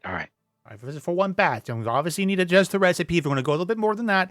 And make sure you only choose the finest recipes. When we're all done, I'll give you all the people that I like to source from, because you have to, ingredients is the most important thing. You have to make sure you get the fresh flour, the right kind of eggs from the right kind of chickens. It's all very much important, okay? But here is the secret. White wine, okay? Don't you tell anybody about that, Hilly. You know how important that is to the family, okay? So, I have a cannoli recipe pulled up, so I really want to just read all it out to you. For the shells. Real? It does say half a cup of dry white wine. I was like, oh, that's a fun detail. Yeah, masala wine. Yeah, it's like 2 cups all-purpose flour, 1 tablespoon granulated sugar. But she really does goes all down to it. But she gives you a specific. I do like the idea, like a lot of the secrets around her white wine, and then like the spice. And so, like, she gives you very specific, like, you go to this place, you ask Raja for the right kind of chocolate chips. He'll make sure you get you the right stuff, and the heavy cream from this dairy. Well, okay, you just get everything. And she kind of lets you now have. Did you get all that? All right, I got it. I'm gonna add this to my inventory. You understand if anybody finds that recipe, our family's dead, right? It's gonna go in the safe. I didn't realize it was that significant. So you make sure that you commit that to memory, and then burn it. You promise me you'll do that, right, Hilly? I promise not. Okay. Burn after read. Burn after read. Burn after memorization. Oh my lord. Oh, by all the old gods. I can't believe you're finally doing it. You might not be a candle maker, Hilly, but I'm so glad that you're going to get into cannolis.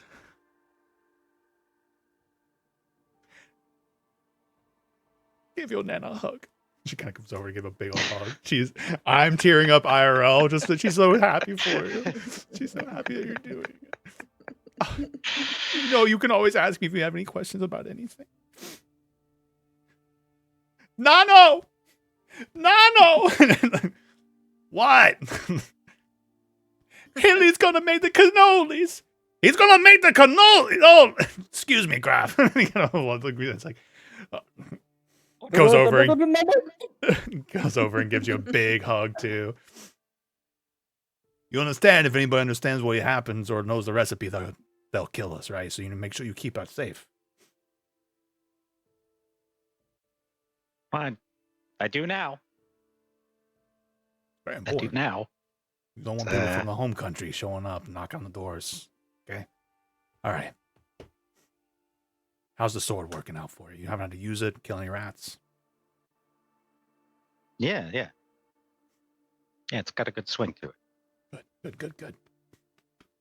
Put a lot of work in with that sword. Graf, you can come in here now too. We're done. Yeah, just picking stuff up. Helping for a second, but he ran out here like a man possessed. No. Sorry, Graf. My boy's gonna be a cannoli baker. He just got a big grin on his face. What'd you say, Graf? He just got a couple more wax bricks to pick up. No, don't worry. That'll come out of your hair. The liquid wax. Oh, put your mask back on. You don't want to be breathing in all those fumes. All right, come on. Let me show you how this is done. You were supposed to wear a mask. Yeah, of course. You don't be breathing the fumes in. Are you feeling a little lightheaded? No. Okay. All right, we gotta pass her out over here. You kind of go. This was beeswax. They escort you, but kind of like take you back in there.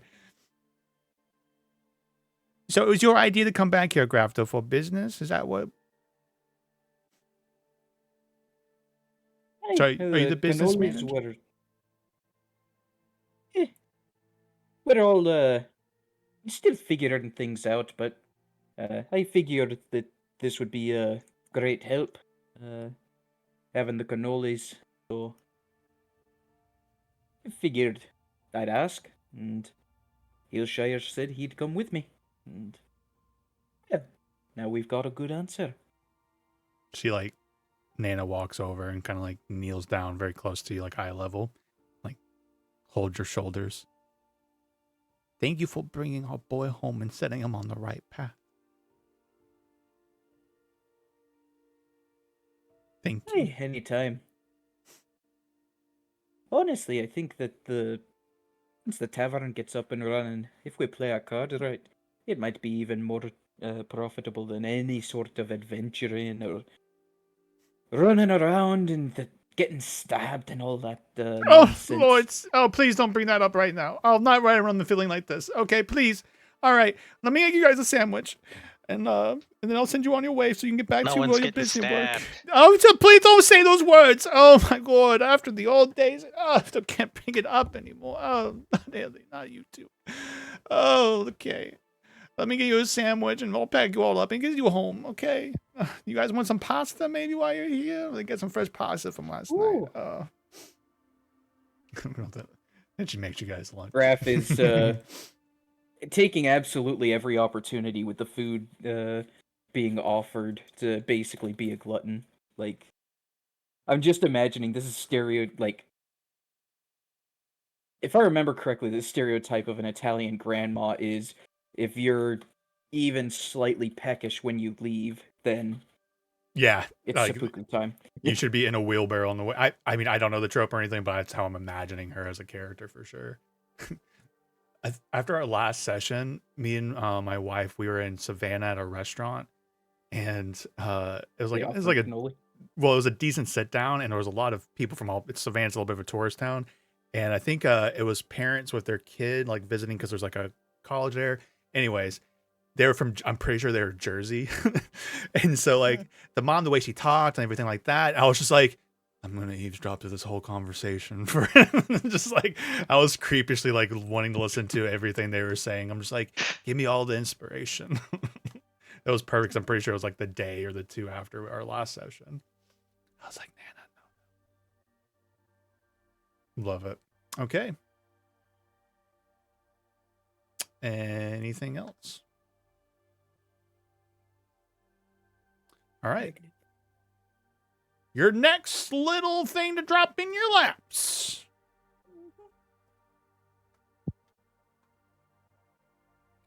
Cora.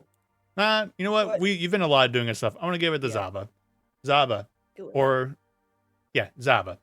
You are the one at the tavern when I think this would be Via and all your pets die. I think they would send this via paper bird. So I think this is the first time you all have received one of the magical letters that are like that you have a couple now, but I've been encouraging not to use them, right? Because you don't have to necessarily. But you're in the tavern in the main hall while everyone else is maybe out doing their business when you get the letter, and it says like a paper bird comes like sliding underneath the door, and you pick it up and fold it. It's from Yagra, stating potion, or in simpler terms, but it has been secured. Meet me at the portal to set the meeting.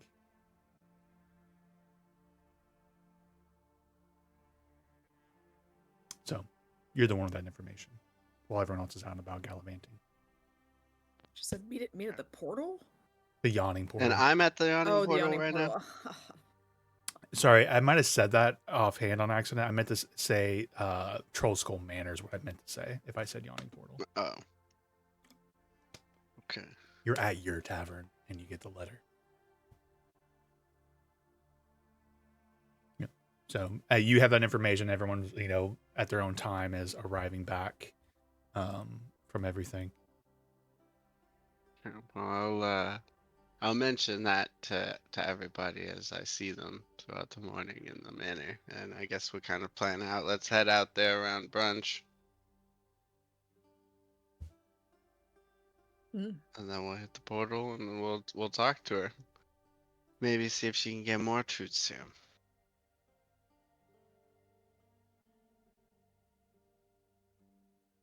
That's a good plan. She just said it wasn't like meet at the portal ASAP. or is it? It just said meet at the portal. You know, that's kind of her Okay. her Hangout hangout spot. spot. Like, yeah. Yeah. She didn't arrange a time or anything, but it's more about now coordinating when to meet at the portal. Right. Is everyone back at the I think at this Coastal? point, I say if we want, let's say Yeah. it's like 4:00 in the afternoon, Okay. as everyone's kind of gathered in after Time for long some days. dinner. Hilly's over. I'm calling you Hilly. I'm sorry. Hillshire is over there, maybe reading like through a piece of paper, like going over the ingredients. Planning it out. It's going to take time to collect all the ingredients. And I'm like, what do you got there? I like the idea of making one of the recipe ingredients like something magical, you know, like as a rare resource, and turning it into a side quest. The secret is basilisk poison. You know, like, it's like some weird exotic Yeah, ingredient crazy. that needs to go into it. I Or might you could think pull about the what is it, Kung Fu Panda, where he's like, there is no secret ingredient. For something to be special, you just have to believe it's special. that. I just watched that this week. I love that. It's so good. I love it. Awesome. Yep. I think before we head out, Cora would actually go to Zaba and pull her aside. Well, not really pull her aside, but like, you know, start a conversation with her. Zaba, Morning. you know the captain. Fucking God, what is his name? Augustus? Hugh. I only remember as the last name looks like Bob Saget. It says like Bob Staggett. Yeah, Staggett. Captain Okay, I'll Staggett. just go Captain Staggett. Yeah, because his first name is crazy. You know Captain Staggett, do you not? Yeah. Yeah, he's a good man. Fair man. Do you two get along very well? I would not say that we see eye to eye, but I mean, as you know, a member of the guard at one point and closely tied to them and their families and friends throughout the whole network, I have earned his respect or maybe perhaps tolerance. Good. But he was not a friend, I would say. Well, just But the we fact had that each you have a other's respect. connection is good. I went to the font of knowledge, and I guess she'll like be saying this to everybody. Found some very strange information. Apparently, recently, within the past month, there has been ritualistic murders in the dock wards, and the guards believe that these members are members of the church. But Captain Staggett, Captain Staggett is the one who has jurisdiction over it. I was hoping that you would help me possibly get some information from him, Zaba, when we have time. Well, I certainly think I could get us a face to face, and he'll certainly on good enough terms to help us out, especially if it's regarding his jurisdiction. Great. But In fact, in the that's meantime, probably the strongest motivator for him. He's in it for promotions. Captain. I also would like if the captain didn't know my background involving the church. So if we can keep him somewhat in the dark, I would be grateful. How do we know the captain isn't a member of the church? Yes, but I used to be. It wouldn't go over well if people knew that. Especially the guards. I agree with this. Great. Well, I in have the a feeling meantime, we that- need to meet Yagra. Yes, we can't really trust anyone with that information. I know. Perhaps on the way back, we could. Well, I don't know how long the meeting is going to go. If the meeting's short with Yagra, maybe we can stop by and see the captain. But if not, we could wait till the next day. But In this world of Waterdeep, and just keep in mind too, narratively, you always can say like, we write a letter to the captain requesting a meeting, and then because it's like Right. messenger services, while it's it takes a while to get across the city. There's people's job. It is like, I ride my horse across the city, I drop off the letter. If there's a response, I'll bring it back right away. So. Solid email communication in the city. yeah, for sure. So yeah, I in mean, that case, or obviously you can go knock on the doors and stuff, but like if you guys want to, Right. quote unquote, with how open the calendar is, right, with your day-to-day stuff, like writing letters and such to catch somebody in the right spot at the right time is always an option. Yeah, I think that's email is true. a really good comparison. Yeah, that's true. Yeah. And then in that case, she would ask Zaba to write a letter to the captain. Ask a favor to write the letter to the captain, asking for a meeting. Involving like recent murders in the dock ward. Can we even use one of these paper flying paper birds? So whenever somebody thinks about using those, I'm like, those are valuable because will sync out anybody. But someone like the captain, you can use it if you want, but to save the resource, I'm like, messenger services are pretty basic and pretty straightforward. To someone like the captain at the garrison so and so on whatever street in the dock ward, versus using that limited resource to deliver that same message. Unless you're trying to be very secretive about something, right? It's kind of like a weigh your options on it. Okay, yeah, I can just write a normal letter and send it the classic way. Send a raven.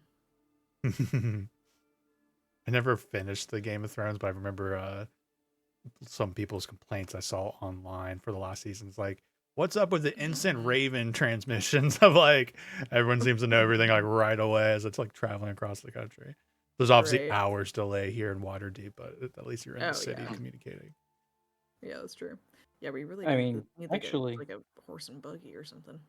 Don't we all have paper birds? That's what we were just talking about. Zaba mentioned that. I was like, you can use those, but it there's a limited resource. So for something mundane, writing to the captain of the guard would be just as effective, and you don't use a limited resource. It's just what my suggestion was, but I'm not saying that's what you need to do.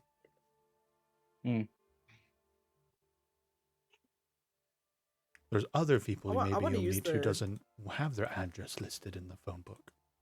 Yeah, I want to save mine. It's such a cool little thing. Yeah. Okay.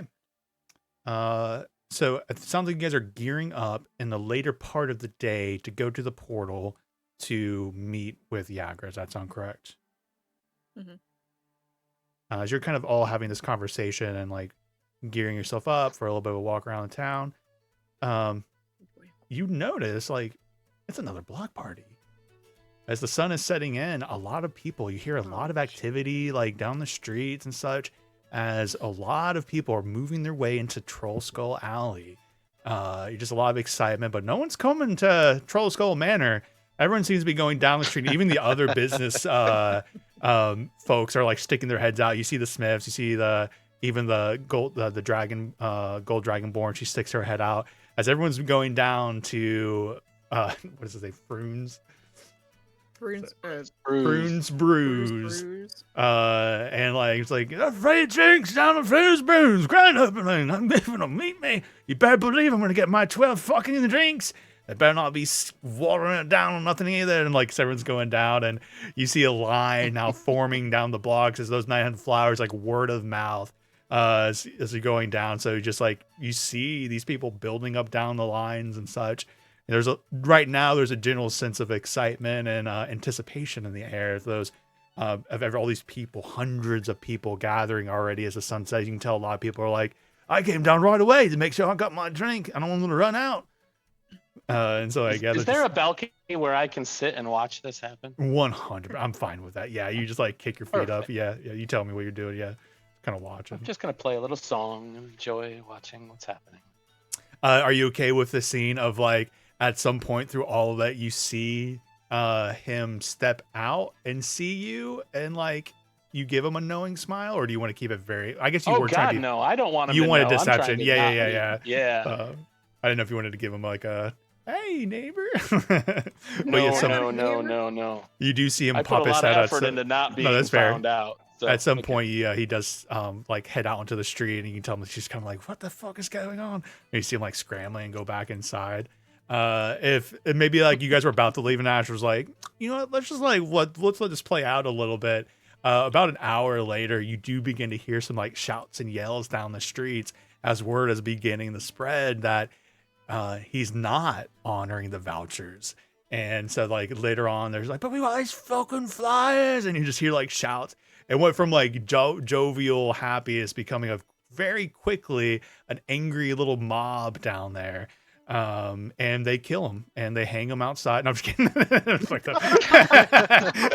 as you watch as his bloody corpse is carried down the street. I'm just kidding. Yeah, I was like, this is better than I expected. It's like rolling a nat 20. The DM brings a nemesis in, and we squashed him like a cockroach before he became anything. So this is similar to the in Two Worlds, I think it was. You can speedrun the game because the final boss of the game is just after the tutorial. You can talk to him, and he taunts you and all that stuff. But if you attack him, he casts basically Firebolt at you, but you're near a settlement. So I know what you're talking about. Manage it so that you sidestep and dodge it, and it hits a settler. The entire town gets mad and goes to beat up the final boss of the game for you. And as soon as he dies, credits roll. No, I know what you're talking about because I saw that during one of the marathons. It's like a Skyrim-esque open world RPG that you meet the final boss right off the rip. And they're like, you guys want to see the quickest speed run ever for an RPG, essentially? Yeah, you just go over, talk to the guy, trigger the mass, and the town just goes and kills him within the first opening minutes of the game. And you're like, beat the game! Like Skyrim-esque, hundreds of hours of content. It's just like, and the game. Yeah, it was supposed to be the Oblivion killer, basically. Yeah, that's so funny. Because it released at about the same time. I'm so glad you know that reference, too, because I still talk about that myself. I love that one. It lives rent-free in my head. Yeah, same. I want to, because it's like when you're watching, like I watch the speedrunning marathons a lot. So it's like, oh, this one's going to take 2 hours. And it's like, oh, an RPG is coming up. It's like, it's going to take them 5 minutes. It's like, what? What's happening? Okay, so yeah, so you guys get before you head to the portal.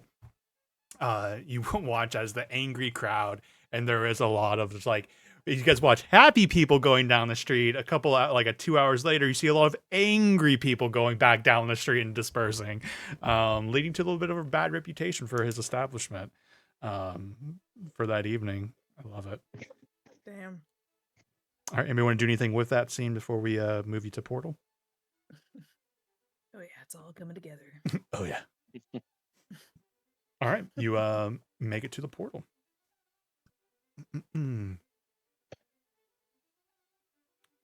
Sit, relax. Maybe you have your normal table now. Yes, a reserved table. Yeah, you just kind of scare some little adventurers away from that spot. You can't sit with us. Gather in. Look, I take Graph out of the poop alley. But eventually, she's not there right away, but after about like another 45 minutes, an hour, Yagra does show up, sees you all, and like heads over. It's good to see you all. So I've got what we need. We're able to make a meeting with your friend. Yes, Lord Renar agreed to a meeting at the Trollskull Manor, our tavern that we are renovating. At your place. All right.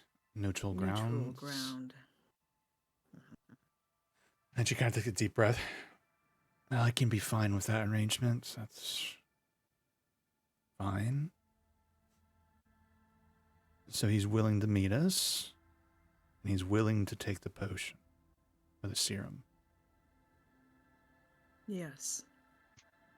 He's only willing to ask questions relating to the Stone of Galore, nothing else. What do you mean, nothing else? If I have an investigation personal. into it. What, is he hiding something? Aren't we all? Yeah. I'm curious, are you all friends of this Renar at this point?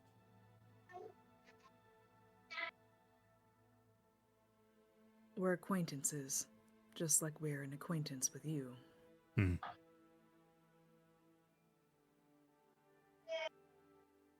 I don't think any of us. I don't think any of us knew Are we him boring you, until. Graf? No, just woke up on the wrong side of the bed. I don't think any of us knew the guy until we met him face to face in that warehouse. Just being the proper mediators, then. Just bring everyone together underneath the same terms and conditions. No inquiring beyond the Stone of Galore. And questions about the vaults that might exist, that does exist, of his father's. I must be able to inquire about that and the stone. Yes, anything related to his father's vault, the Stone of Galore, and what he knows, you are free to ask, but nothing else. Those were his terms. She sits back. She's kind of like, all right, so we're going to do something I don't think I've ever done before. Cora is doing a lot of the talking right now. So what's going to happen is, right now, based off the narrative, Cora is going to roll either a persuasion or an intimidation check, but you're not actually going to roll. I am going to roll in secret and with your score, and so you won't know what you rolled. Okay. But I'm also giving you guys room here to see if you want to maneuver somebody else into the narrative with a higher roll, maybe like a bard or someone, or even a warlock. Yeah. You know, there's a lot. To be fair, there's a lot of charismas in your party, but I'm letting you know that. And yeah, and I'll take a screenshot because I'll roll it digitally through D&D Beyond, and then if we ever get to the moment, I'll show you guys what the total roll was. Okay. Yeah, if somebody else, I mean, I have a +4, so I think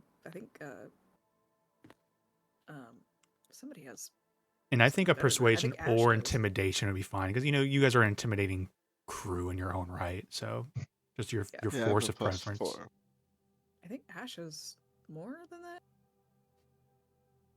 Ash is more than +4 and like a intimidation or persuasion. Yeah. Not in. Well, yeah, I am in both, but deception I'm better at. But or not. Yeah, deception I'm better at. But I don't think anything you guys have said really merits a deception here. You're just more setting the terms for Yagra, and this is just kind of that because as far as I can tell, you guys have not been deceiving on anything. So I think a persuasion or intimidation is on call here. And remember, I don't know if you were listening, Brent. That's not like, sorry, it's not a verb, but like what I was saying, if you didn't catch it, is that someone's going to choose whose skills we're going to use, but I am going to roll the d20 in secret. So you guys don't know what you rolled because I want it to be a mystery of what kind of impression you might have had on her.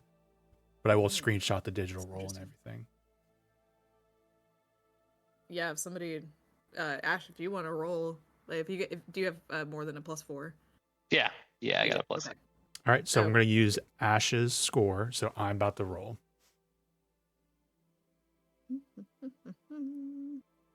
I will tell you guys this. The DC is 15. Obviously, I'm not going to tell you if it's a success or not. But I'll at least you know what the DC is.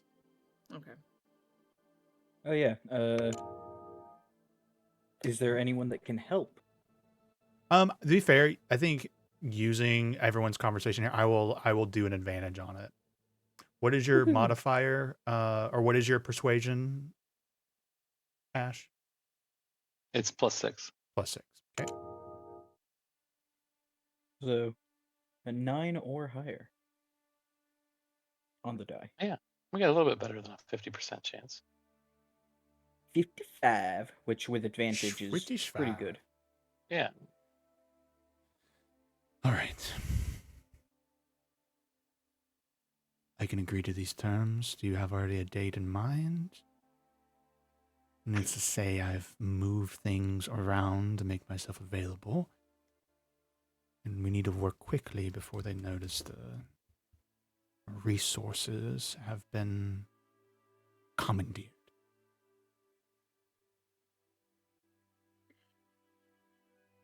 We should reach out to Lord Renar and see when he can attend the meeting and then get back to you.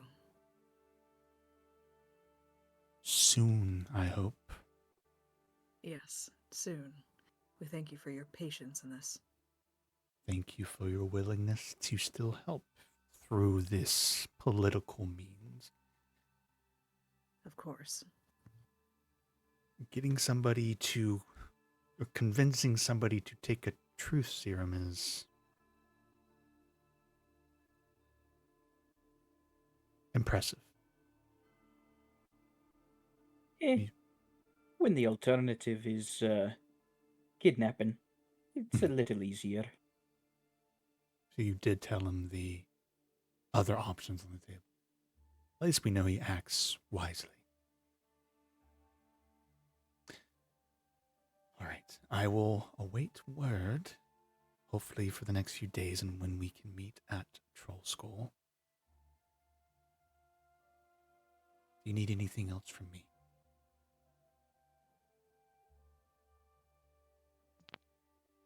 Did you bring any backups?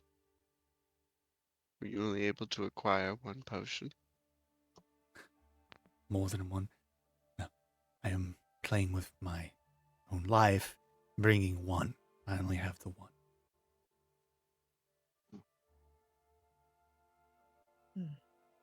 These are not easy to obtain, and my organization keeps them underneath close guard.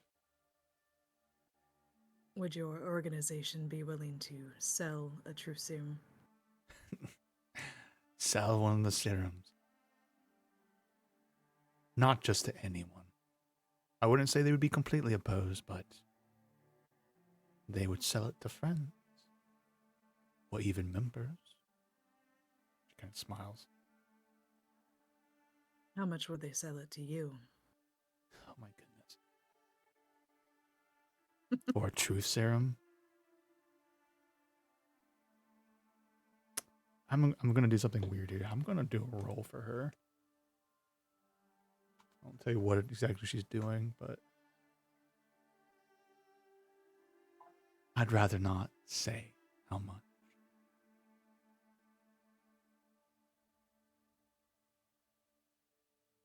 Very well.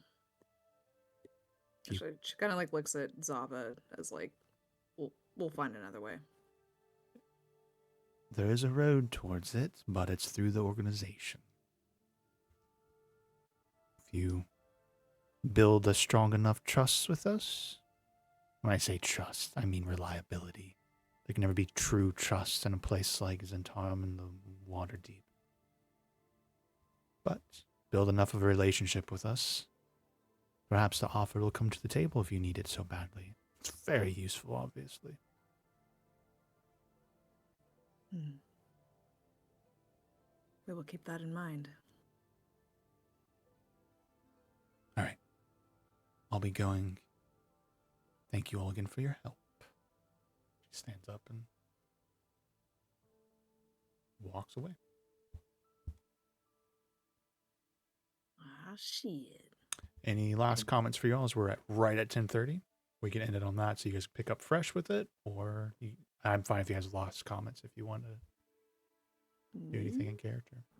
That was a lot. A lot going on. A A lot of shaking, a lot of moving. Mm-hmm.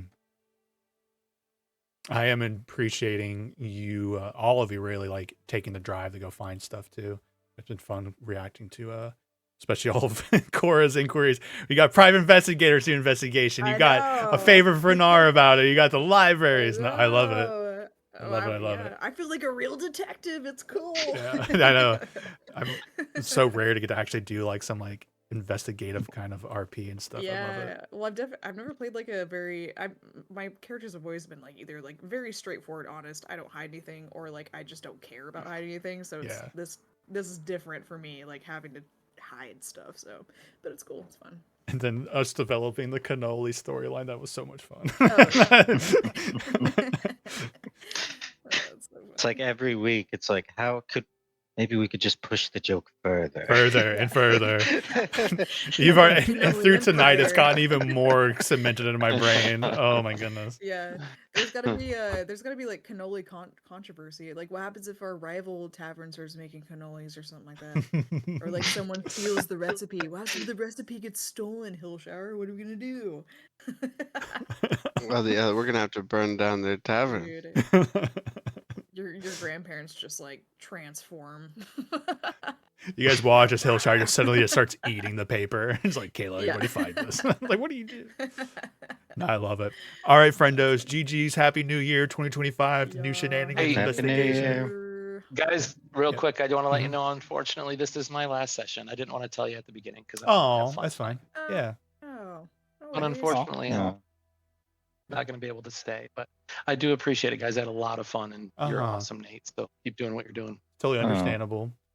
Well, there's always a spot if you ever want to pop your head out and ask if we're still playing and still going at it and want to hop into it. Just let us know. Sounds good. Thanks for giving us a shot, man. Much love. Sure. All right. Yeah. All right, cool. Talk to you later. Bye-bye. GG. Happy New Year.